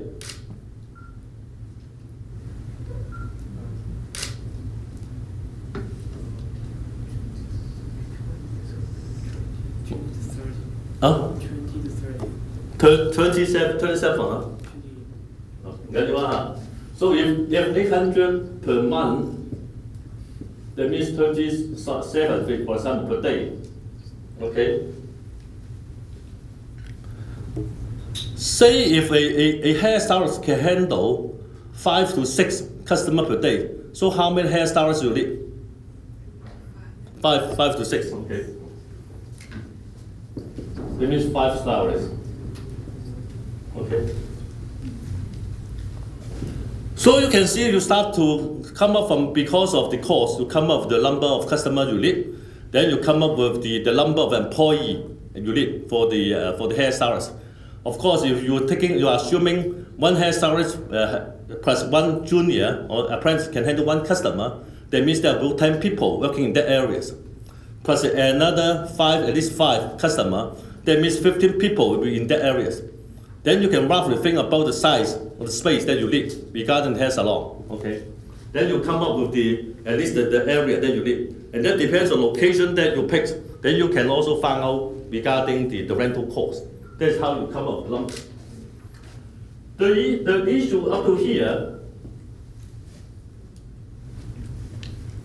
one of the reasons for most of the business plan is that once you have finished in terms of the product, you always just go to the 3-year or 5-year financials, but without breaking it down to justify the financials.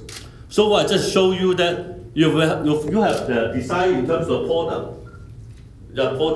Probably you can also decide in terms of price, depends on product. Okay, how much you can command the price from the customer. Then, in a way, you can start to using this very simple formula. The price per deal multiply the number of deal, and then should have to be bigger than the fixed cost and the variable cost. Okay, and that is the simple way for you in terms of justify the number. And once you have decided in terms of the number, then you also come up with your marketing plan.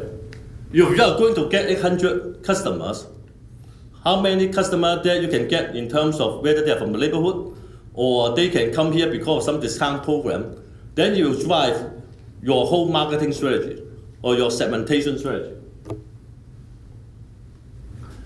For this part, I put it under the action that you can do regarding how to reduce your failure rate. Because you can see that quite a lot of them are based on fact and then calculations. In fact, when you are studying marketing or management, there is a lot of teaching on these areas because they are more like a science rather than an art. Because quite a lot of them, as I said, because of the data collection and the calculation. Then the other part, we are talking about how to increase the success rate. That is more an art rather than the calculation. One of the ways for the raise the probabilities is how can you have a value proposition so that you can attract the customer to you. Value proposition.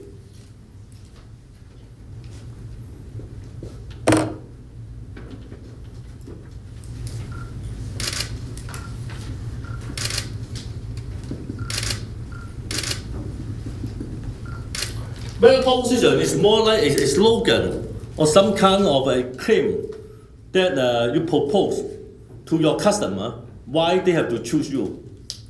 Why have they have to choose your offering? Okay? In Cantonese 一直簡單啊，是賣點。What is your 賣點 ？Okay. Very positive. Okay. A value proposition, sometimes we're using a very simple formula called ABC. Added value. What is the added value of your offering? Is what is the perceived benefit minus the customer's perceived cost. A, B, C, okay? So your value proposition may be either you can lower the cost or you can have increased the benefit. And the way to have this value proposition, it depends on one of the way that you come up with this value proposition is your innovation. Or innovativeness. Okay?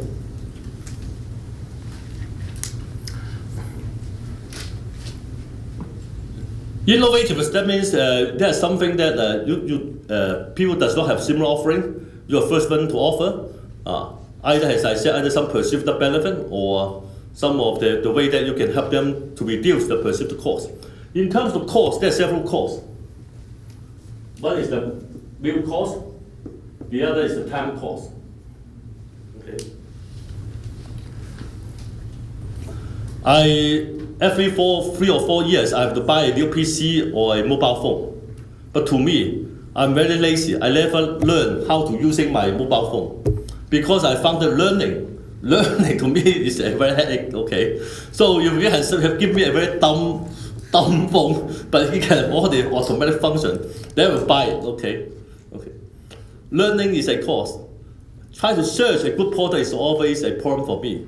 So when I buy a mobile phone, I always go to Fortress, 豐澤, because my belief or my theory is that Fortress, the retail shop for all the electrical appliances, they probably already select the best product from each vendor. They only sold a few samples from each vendor. Okay, they will not have a whole spectrum or Nokia or Samsung, etc. They only select the best model and then put there. So I just go there. Either I buy a Nokia, then they may be 3 or 4 only. Just pick one of them. There is some kind of the cost. Okay, to choose a product to me is a waste of time. So I don't want to choose. That's why I don't want to go to specialty shop. I only go to Fortress to buy it. Okay. Personal benefit, innovativeness. Okay. One of the winners last year in SE Challenge. One of the winners, the winners is that the product is very innovative. In fact, I don't know how to spell the word, but basically, they are selling the product which is made from the hair of the pets, the dogs. 狗毛衣啊，狗毛冷 okay. So it was an innovative, very unique product. And they also do some kind of pilot testing with the customer, especially for the pet owner, okay, those who own the dog. They really like that after they cut the hair from the dog, and they're using that hair to have some kind of either glove or some kind of the other scarf, etc. They like it, they buy it, okay? Because to them there's some kind of a memorable value, okay? Innovative, then you have to find innovativeness.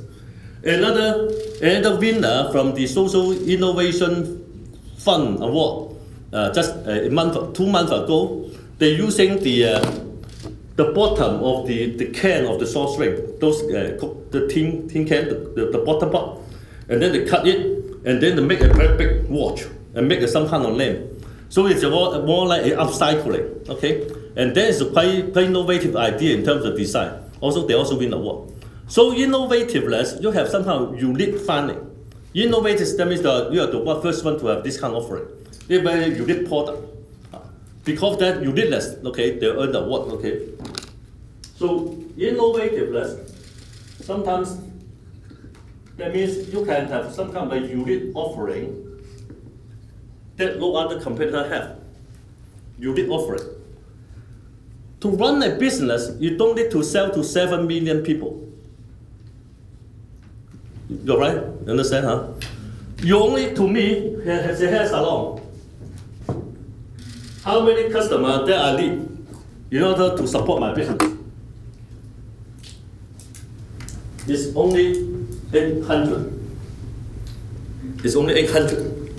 So that's why determine the number of the customers you reach is very important. I always make a joke for a boy, for like you guys, okay? However ugly you are, you only need one customer, then you can get married. 你點醜樣都好，有一個人中意你，你就可以結婚。You only need one customer, okay? You don't need the other 3.5 million ladies to like you, okay? You only need one lady to like you, okay? Okay. So it is very important for you to scope down, not to scope up. Scope up how much you have to cover in terms of all your marketing costs, in terms of appeal. You only have to make sure that know the number. Then you know that if there are enough people who like this kind of offering, you already have a business, okay? The innovators. Innovators sometimes is from how you reframe the problem or reframe the question, but we don't have time to go through on that part. Then the other part is how to increase your probability to success is your resourcefulness. Or we call it the social capital.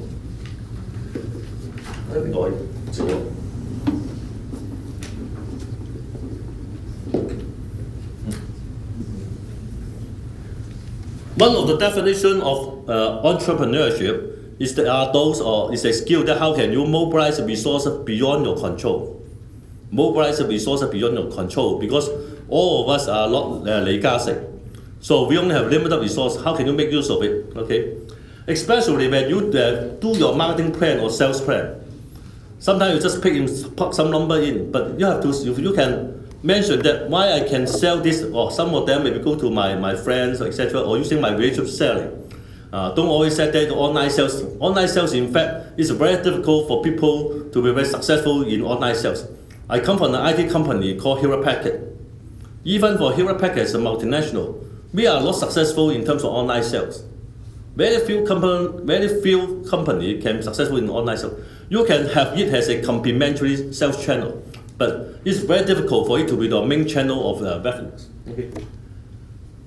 Here, in terms of the probability, first you must have a very innovative product or argument or innovative marketing, etc.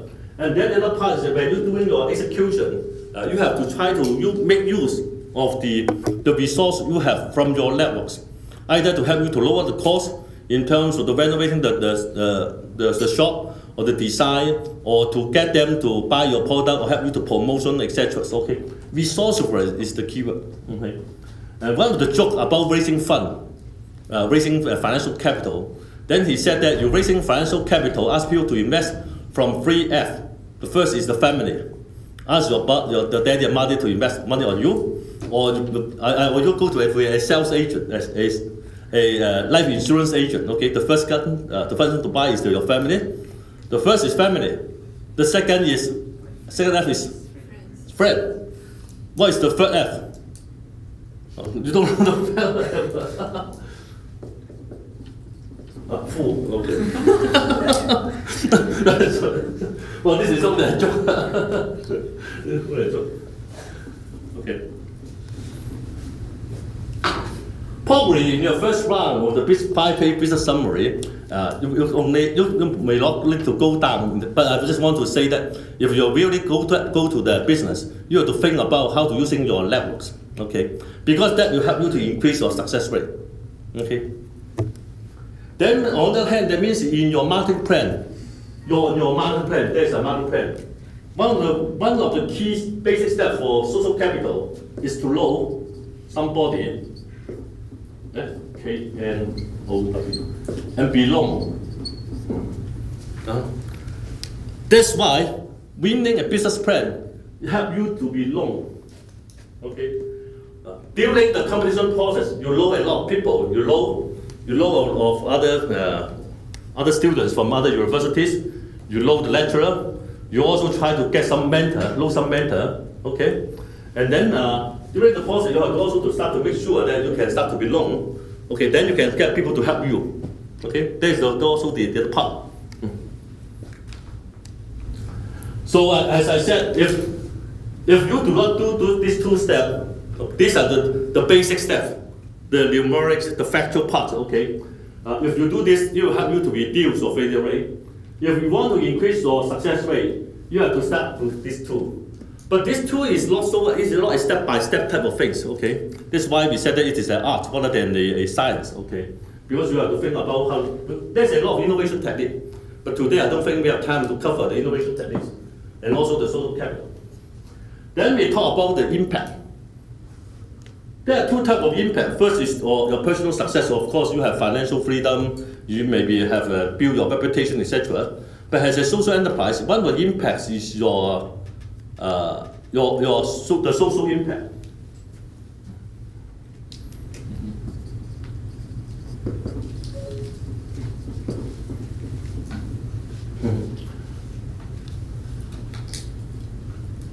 And also in terms of for the impact part, a major pitfall that I can see a lot of business plan competition for social enterprise is people seldom able to articulate why you choose this business, how this business help your the social mission, how is the field of change. Kevin just described about the field of change, and then the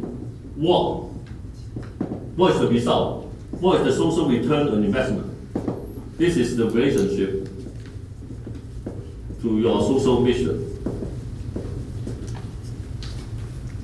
I'll give you an example. Fullest has along we help the ex-offenders. Okay, in Hong Kong every year there was about 80,000 criminal cases reported to the police station. The police arrest about 50,000 people every year, and send 4,000 of them. They have sufficient evidence. They send them to the court, to the Department of Justice. Okay. About 30,000 of them being convicted, okay, but some of them they don't need to go to prison, okay. Only about 20,000 will go to prison, okay. But most of them is on short-term penalty, short-term. So every time, at any one time, when you go to the correctional service department in Hong Kong, go to that prison, you can find about 11,000 people there, 11,000 prisoners. Hong Kong police every year, they spend about 7.7 billion Hong Kong dollar to arrest them. The Department of Justice using about 400 million Hong Kong dollar to prosecute them. The CSD, Correctional Service Department, using 2.2 billion to jail that 11,000 people. So to keep one person in prison, it takes about 200,000 Hong Kong dollar per year. 揾你哋需要20萬一年揾一個人20萬，okay. That is the whole cost.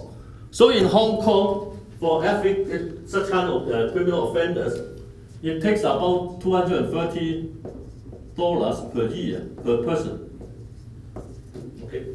That is how we choose this as a social mission, because for each one that we help them to become back to the society, be back to society, we save the government this amount per year.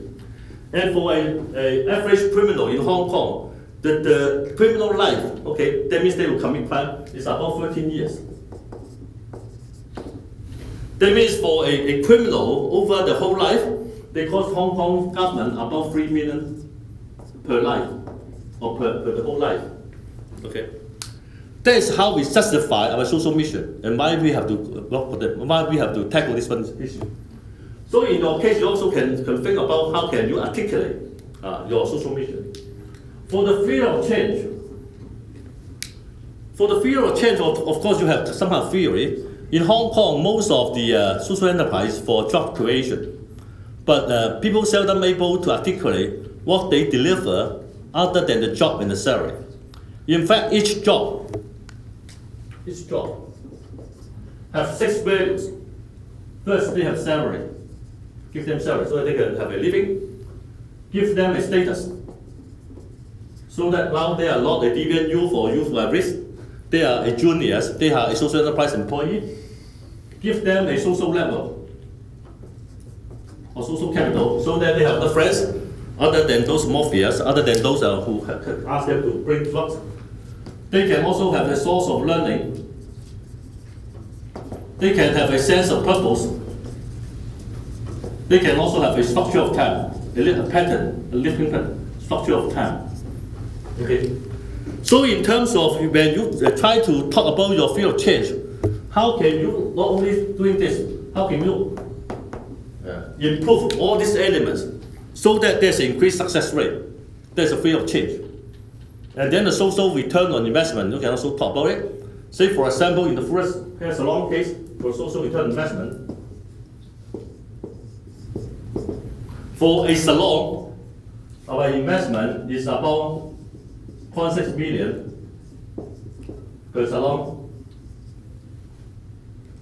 Every year, the revenue that you can generate is about 2 million.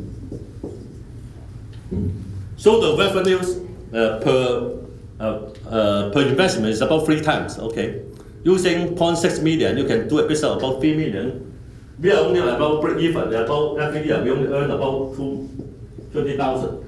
So financial return is not so high, but in terms of social impact, we can employ 6 juniors or 6 youth at least. Then you can calculate on that part. In terms of the salary that we can give them, every year we can give them about, for those 6 people, okay, 20K, and also with the others. So these are the social return investment. The reason that I spend this is go back to the social part. So other than you can run a business, talk about the whole business plan, you also have to start to able to articulate your impact. Articulate your impact. And then for the impact, other than the social return investment, you also justify why this impact is important. Because of the social mission or the social value that you're going to create, is to make sure that you can reduce the social cost. You can save the social cost or the public funding on that part.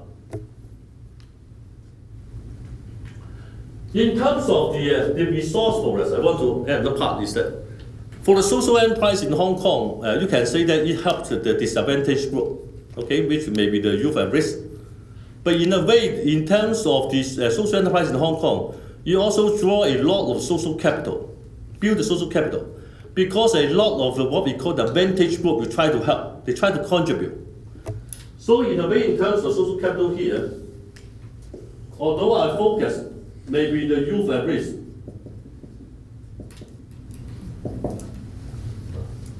so in a way you help them to build the social capital. But what I want to say is that there is a lot of either you call it middle class or advantage group, or we call the advantage group. It was a term used by a scholar from PolyU called Zhao Songming. He called advantage group. This may be the volunteers, professional volunteers. They may be the ethical consumers. They may be some impact investors. They also try to help. So if you can list out all the number that the volunteer helping you or the impact investor who also want to contribute, there's also another way you see that in terms of the impact of your whole investment. Okay. So I just go through in terms from the analysis of the success rate and the failure rate to help you to understand in terms of when you try to do a business plan, you have to start from how to reduce your failure rate. Reduce your failure rate by some kind of a more structural step regarding how to do a market study. And based on a market study, you can decide your positioning in the market. Okay. And then after you decide the market positioning, that means you already decide the product and the pricing. Okay. Product and pricing. And then once you calculate out the fixed cost and variable cost, then you can determine the number of customers that you need. Out of the number of customers, it divides into two streams. The first stream is how can you get the customer, but segment them to different segments. Okay, either you're doing the office ladies or the housewife, either you are on that part. The other part is on the delivery capacities, because out of the 800 customers, that means about 26, 27 customers per day. how many hairstylists that you have to hire. Then becomes the total number of headcount and also the space that you need. Okay, so all these are more like a step by step of calculation or estimation. That's why there's a more structured way. Then the other part is also structure is how to improve the probability of success. One of them is that you have to focus in terms of value proposition. Why people have to come to you to buy the service or products. And then we said that the value proposition is how can you tell the customer either they have increased in terms of the perceived benefit or a decrease in terms of the perceived cost. Okay? The perceived benefit for those there's the hair from your pet, okay? Even after they death, you can still get some kind of things. They can help you to remember them. Okay, this is the benefit. Okay, this is the innovativeness. The importance of the innovativeness is that you have to scope it down, scope it up. It was the whole value or the whole purpose or the deliverable of the innovative or revolution is to make sure that you can attract more than enough customers. But you have to know what's the just enough. In our case, the just enough is 800 customers. How can you help to attract a little bit more, maybe 900 or 1,000? But you don't need to attract 7 million. You do not have the capacity to help to cope with them. Okay, so that's very important in terms of this number. Then in terms of how can you lower your cost or increase your revenue, then it comes to the social capital part. In the actual business, you have to need the help from your friends to help you to lower the cost, either the operating cost or the design, etc., the accounting, help you to bookkeeping, how you to get some kind of vendor who can give you more discount, etc.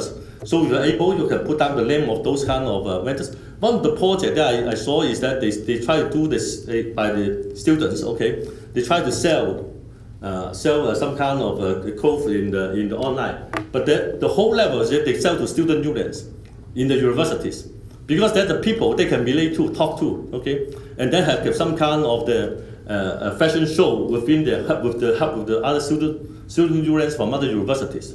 So it will become a little bit more convincing to the judge regarding all these kind of arguments.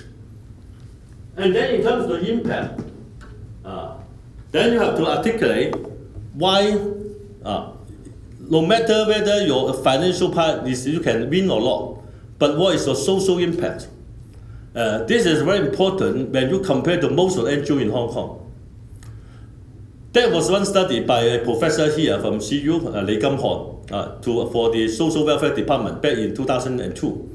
And then the conclusion of that report about the social service market in Hong Kong is that Hong Kong is a planned economy on social service. Because it's the government to decide what social service I want, how much money I will spend on this. And then all the NGOs just bid the tenders. So in most of this kind of case, the NGO doesn't need to care about why.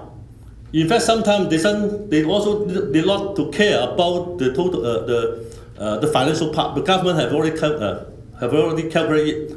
So what they need to do is only to focus in terms of how to make it. Okay, that become a problem. When we go to social enterprise, they have to compete in the market. They are unable or they are not get used to quantify the social impact. So if you are able to quantify your social impact, not only by stories, by touching stories, but also with some kind of a model and numbers, that will become your competitive edge. Because most people cannot do it. For the whole social enterprise is a competitive market. Okay? It is not because you can score a perfect solution or perfect marketing. Only when you better than your competitor by a bit, you can get a deal. Okay? I always told a story of one of the sisters in my church. Okay? He has a son who has been in the band 1 school. One day her son come back crying. Okay? Her score that he got from the mathematics is about 90 marks, 90分5.5. Okay? Why? Because the second to last 尾嗰個95分. Because that band 1 school, most of the people is either score 100 marks or 99, 90, etc. 95 is already second to last. Her son is only 90 marks, so he is the last one. So absolutely, he's very good in terms of the arithmetic, 90 marks, absolute strength, but relative weakness. Okay, in the market it's the same. You don't need to be perfect. You just need to better than your competitor by 1 mark. You already win. Okay, that is the whole theory about this one. Up to here, any questions before I move to another one? Yes. I really like the way you articulate the social impact of focusing. Yeah. Using such a quantitative approach. But you mentioned about like the champion team of last year that used dot hairs to make accessories. Yeah. But I wonder like how did they like articulate their social impact in their proposal? They can't. But none of the finalists can. None of them can. That's the issue. That is the issue. So what I say is that if you can, then you can have a very distinct advantage. In fact, I just want to talk about in terms of Fullers, we draw a lot of media attention. In fact, but Fullers, we know, is a very small social enterprise compared to senior citizen, home safety, or diary in the dark, or mental care. In fact, we're very small. The reason that we can draw so many press attention is that how we can articulate our stories. Okay, so if you can articulate a very clear social return investment, probably you can also get a job, a very quick job, or help in terms of the competition. I just want to reframe what I'm talking about in a diagram, so it helps you easier. So I'm just talking about this is the market. You have to do a market study, then you have to decide what are the segment that you want to target. Okay, this market consists of about 30 hair salons. Then, actually, in terms of Fullers, we want to target a segment which is a bit more expensive. So this is about 40 to 195. So we don't target market here. If this is 195, sorry. Okay, this is the target segment. This segment is talking about $150. Okay, there's only 2 or 3 more here. So there are 2 competitors.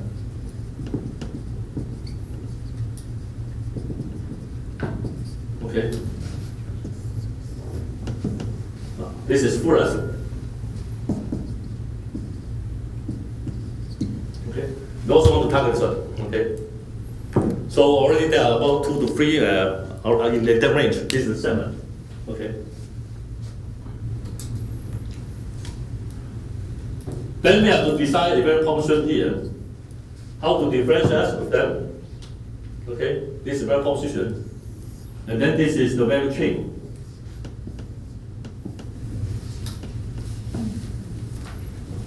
In this value chain, there's a financial. In our case, the financial is the average price, average revenue per user. Okay, you talk about $200. Then we need 800 customers, so that you can. This is per month. Okay, this is the financial number that we have to make sure that will come up. Then we talk about the venture team. For venture team, we make sure that we have some people good in terms of the production part. That means the hairstyle in my case, the production part. Then some people on the marketing part, at least. Of course, if we can have some mentor or volunteer, then that's good. Okay. So for this part, we make sure that we can have a good hairstylist here. This is the hairstylist. In our case, when Fullers open a social enterprise, we always have some kind of industry expert for this job. So this is more from the volunteer, from the professor, etc. But for the actual business, we have an auto repair center. So we have one very good technician here, engineer here. For the hair salon, then we have a good hairstylist. We always come out to get this one first to form the whole venture team. Okay, a lot of volunteer can help. These are the mentors or the advisor and the founder, etc. You can also build it. And then for a value chain, this is the sourcing or the supply side. This is the production. This is the marketing and sales.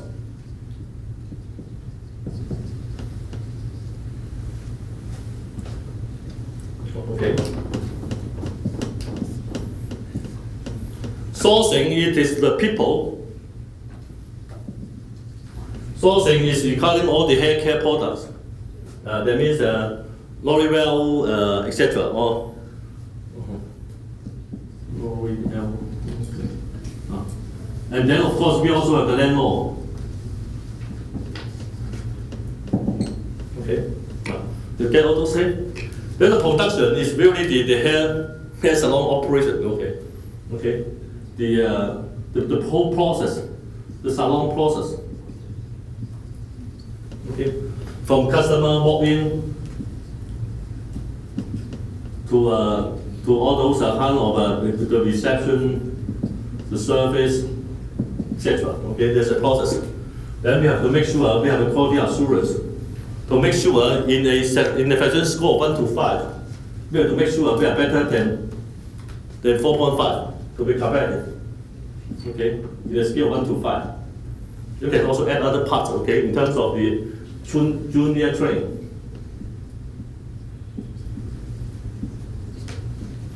And then we have the marketing part. The marketing part is to get the marketing part is two parts. The first is the pricing. We always do in our case, because we are already set up, okay. In our case, I also make sure that our pricing, in terms of customer satisfaction, it was always in the range between about 60% to 80%. If there are more than 80% satisfied with the price, that means it's time for us to increase price. Okay, so they can lower. Okay, so that's the price part. Then the part is to get the number of customers. Okay, in our case, some of them we get from the neighborhood. In our case, the neighborhood account for 40%.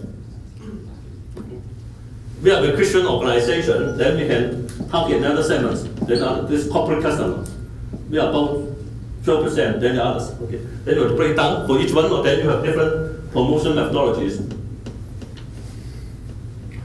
For a value proposition that we have, because we are a social enterprise, so our slogan is cut into a beautiful life.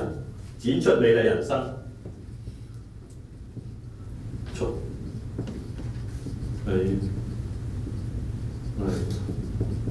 Cut into a beautiful life.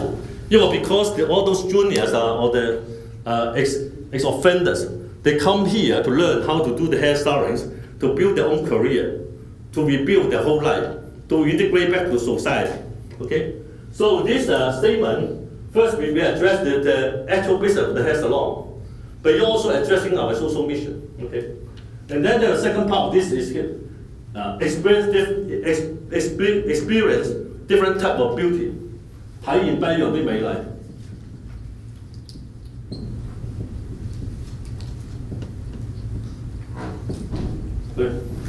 Experience a different type of beauty, okay?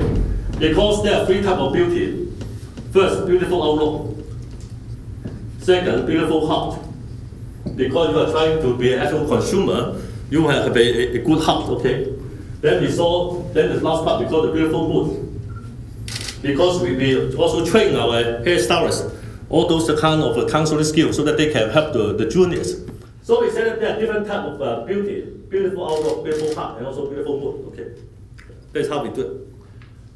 So this is a simple way of how you frame your whole business plan regarding the market part, segmentation, the value proposition, and then in terms of how do you do your marketing, how in terms of production. Other than the process, what do you term in terms of quality assurance, etc. And then the sourcing, and then the venture team, and then the financial. Then the second part.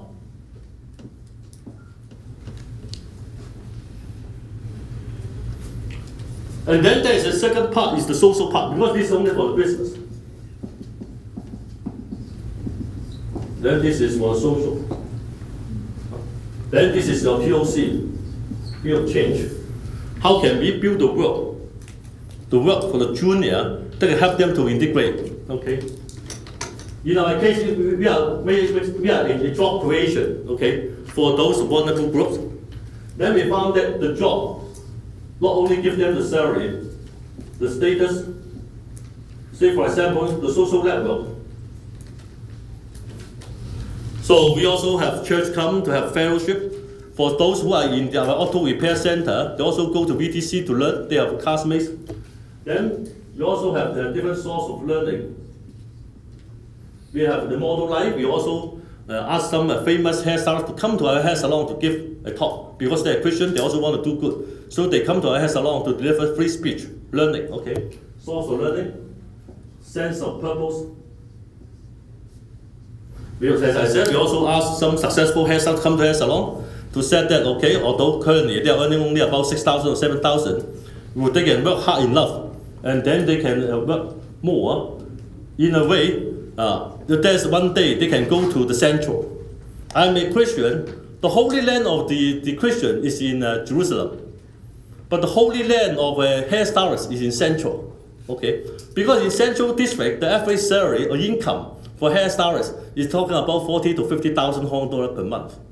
Okay, so to them, it was a very attractive career to become a stylist. Okay, the other part is for a hairstylist, if they want to set up their own business, probably with about 100 or 200,000 Hong Kong dollar, probably they can also set up their business. Of course, the money is from their family, okay, and friends. So this is talking about how we structure this one, and this is how we can communicate, articulate our impact to the different stakeholders. Okay, if you are an NGO, this is a different type. This may be the funder. If you are an NGO, that means the donors. The other part is the volunteers. One of the reasons that Fruits is in fact quite successful compared to other hair salons, because for the salon just in our neighborhood, probably they even there's not any MBA to help them. But in my hair salon, there are so many MBAs helping them do all the marketing. That is the competitive edge. These are the volunteers. Then we also have talked about the ethical consumers. Then the media. As I said, we have a lot. You can draw a lot of media attention. Okay, and some business partners. Then L'Oreal. Then we have to be able to articulate our social impact.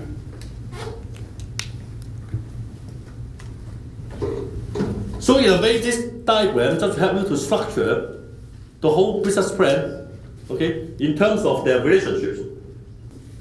If low, then I try to reframe again regarding all the skills that I'm talking about.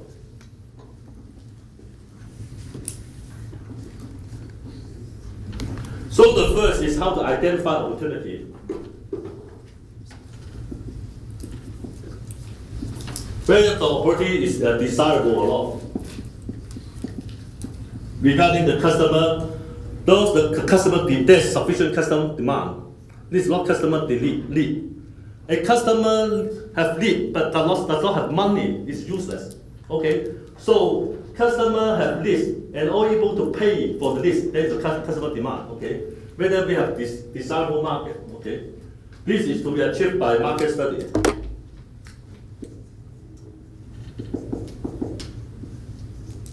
Okay. Then the second skill that we are talking about is we call the conceptualization or the modeling.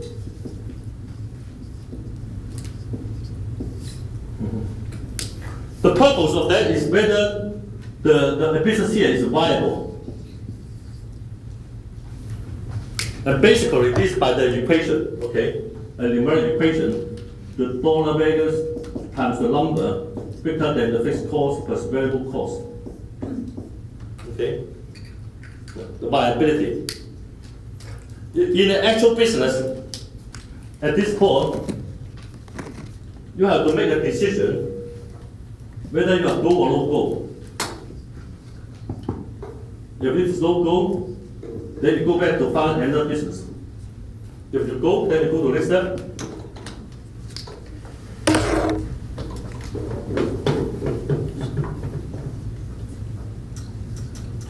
This is the resourcefulness or resource.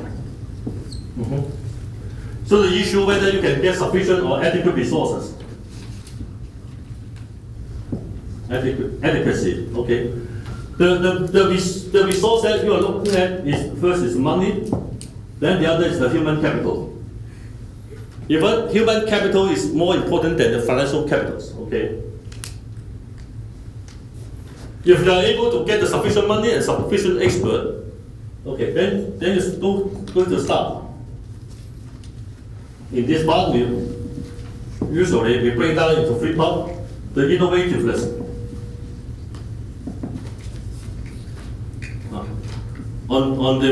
especially on the value proposition.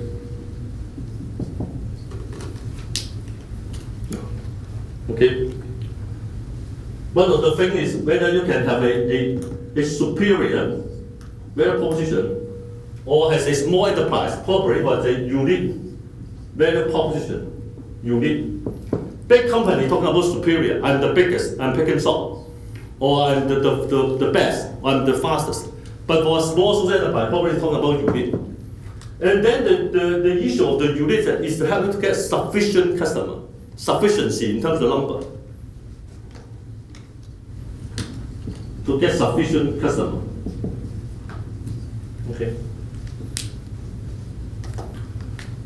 Here we're also talking about proactiveness, but we don't go through too much. This is talking about risk management.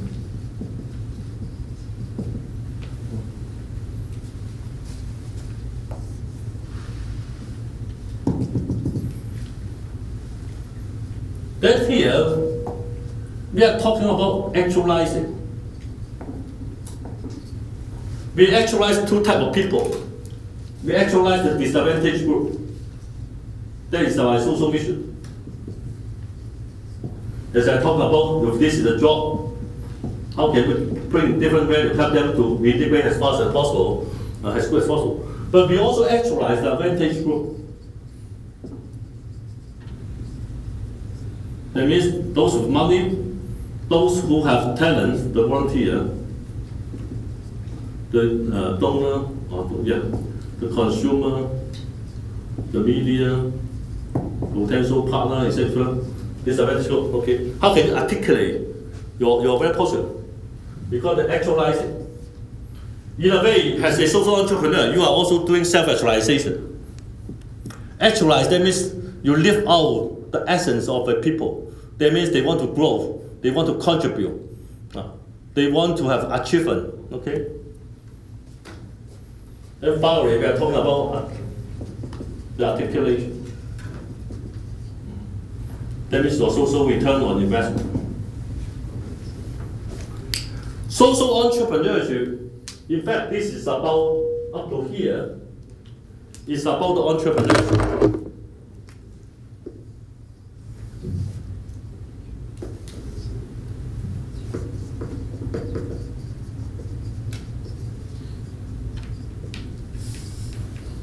These 2 are more about the social part.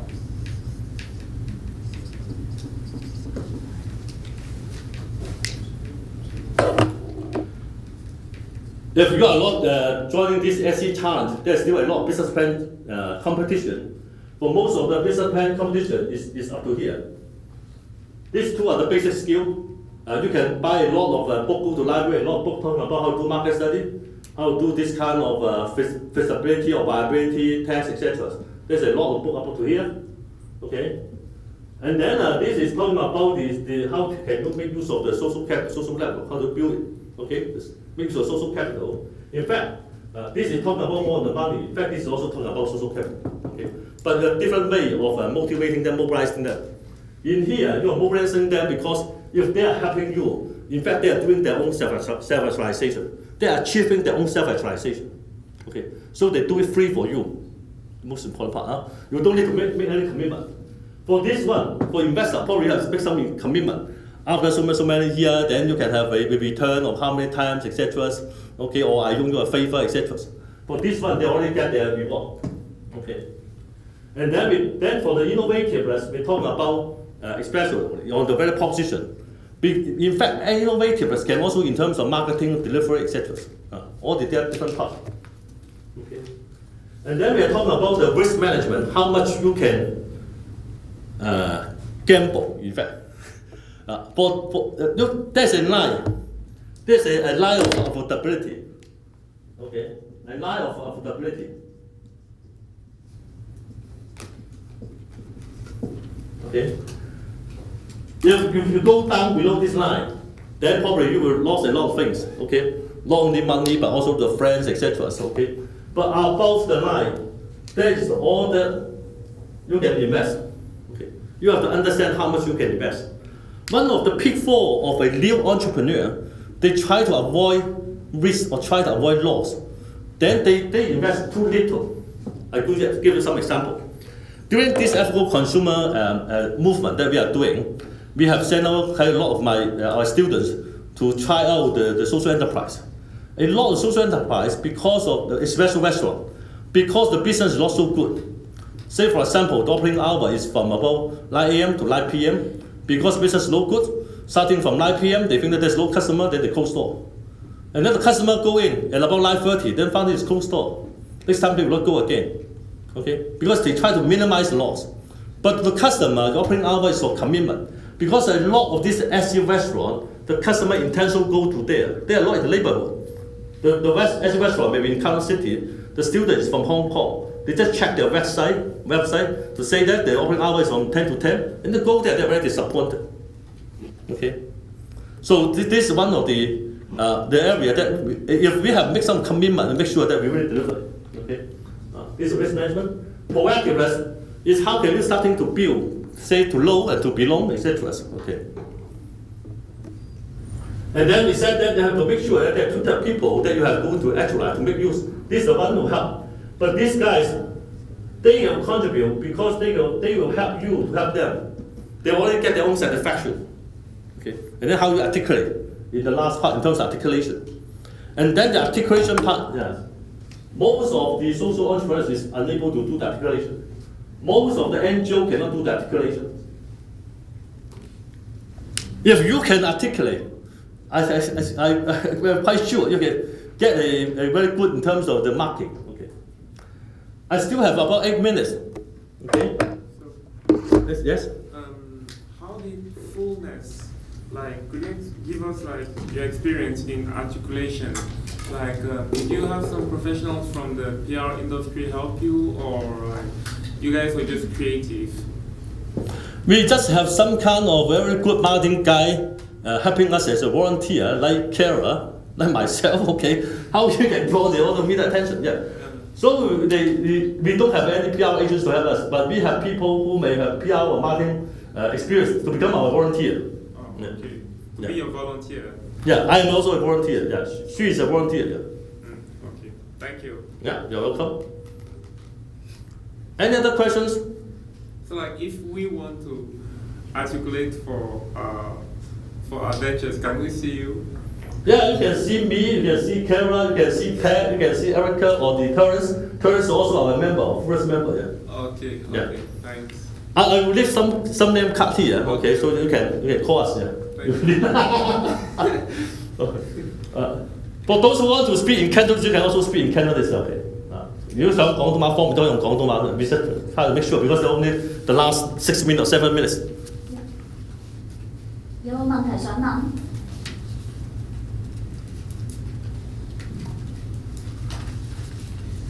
Any other question? If they're low, then I'll give you 2 more tips. Regarding competition. Competition is not a real life experience. You know that, okay? Competition is just a game. It is not a real life experience. Then I just want to share with you, in terms of a competition, the judge is only a judge. He is not a business owner, okay? A judge. Okay. A judge can have 2 fallacies. First, we call the emotional fallacy. 情緒謬誤。One of the emotional fallacies that a judge can have is that if your presentation is so good, they tend to upgrade your mark in every category. If your presentation is so bad, they get fed up. Even if your content is very good, they also downgrade your mark. Okay, so that's why we call the emotional fallacy. So if I'm teaching an enterprise course, the presentation part, say for example the final portion is talking about 50 marks, okay, because there are others assignment to hand in. I try to always limit the mark of the presentation because even myself, I may be influenced and then have some kind of bias. But only when I need the business plan in detail, then I know how much they learn. Okay, because otherwise you're using Apple computer instead compare with Microsoft computer, all the graphics is different, everything is different. So there's a point of emotional fallacy. This may be to your advantage or to your disadvantage, okay? But you have to think how to make use of it. That means they are strongly biased or influenced by presentation skill.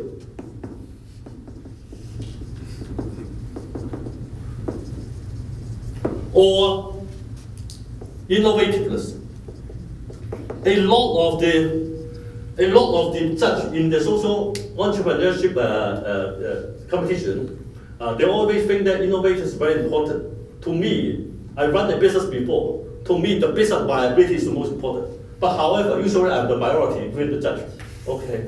So if you can have some kind of innovative idea, okay, with a very good presentation skill. In terms of presentation skill, that means if you can give them some sample of your product, okay, then the thing of your viability is already increased. If you tell them you're already in business for pilot, they will also change, okay? So practical, your presentation skill plus either some sample, either some pilot study, you already done the business in your part-time moonlighting, etc. You already earned about $10,000 in the last month, etc. Okay, it will help you. Then you talk about a very innovative idea, it will help you. Okay. Then the other way I call is the cognitive fallacy. A lot of the judges are not from business side. A lot of the judges are either professor only know how to teach business, they don't know how to do business. Okay. They're coming to be a professor. A lot of professors, and then some people are in the CSR department. Some of them are fund managers. Fund managers are good at accounting. So they will look at your 3-year business plan, 3-year financial. But I always said that 3-year to make money in a 3-year financial Excel worksheet is very easy. You just add one more zero at the end. Then you will get okay. But of course you have to justify. Okay. So this is either to your advantage or to your disadvantage.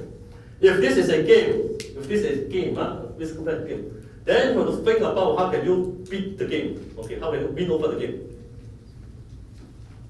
Okay, there's 1 minute more.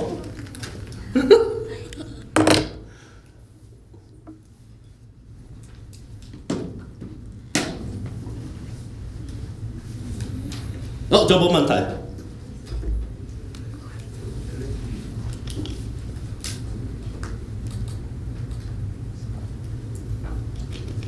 啲山上嘅朋友有冇問題啊？山上嘅朋友。你哋可以爭取機會問問題喎，因為其實依家係我哋舊年嘅 Grand Final Judge 嚟，係啊，其實你好清楚啲同學嘅水準喺度，基本上。咁嘅。即刻有問題啊！ If that is the case, then I just want to ask one more question.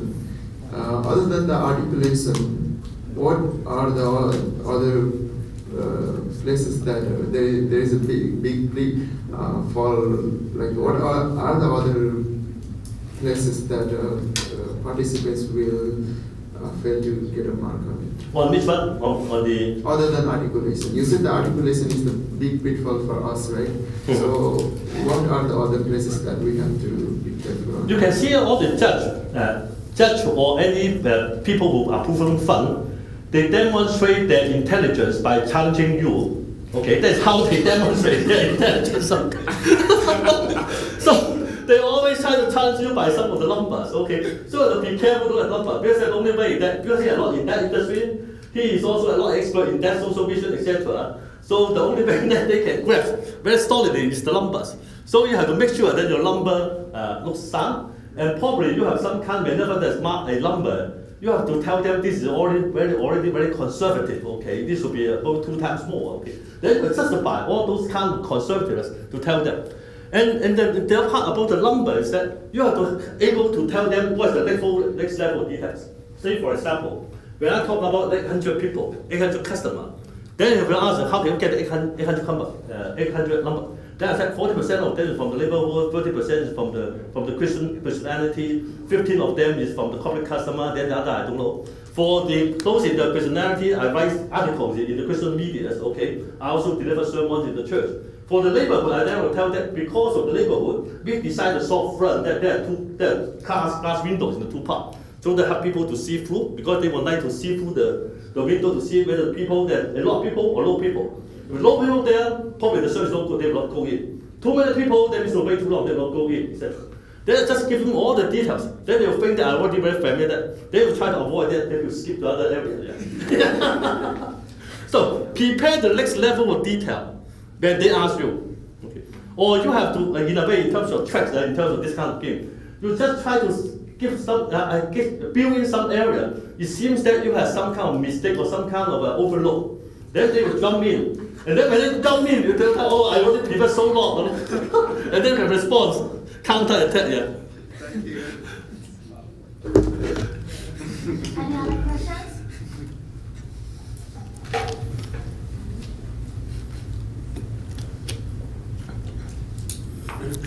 收工㗎咯喎。冇問題啦嘛，係咪？咁我哋真係好多謝 Key 今日同我哋上一堂啦，係啦，仲有多謝 Carol。Thank you.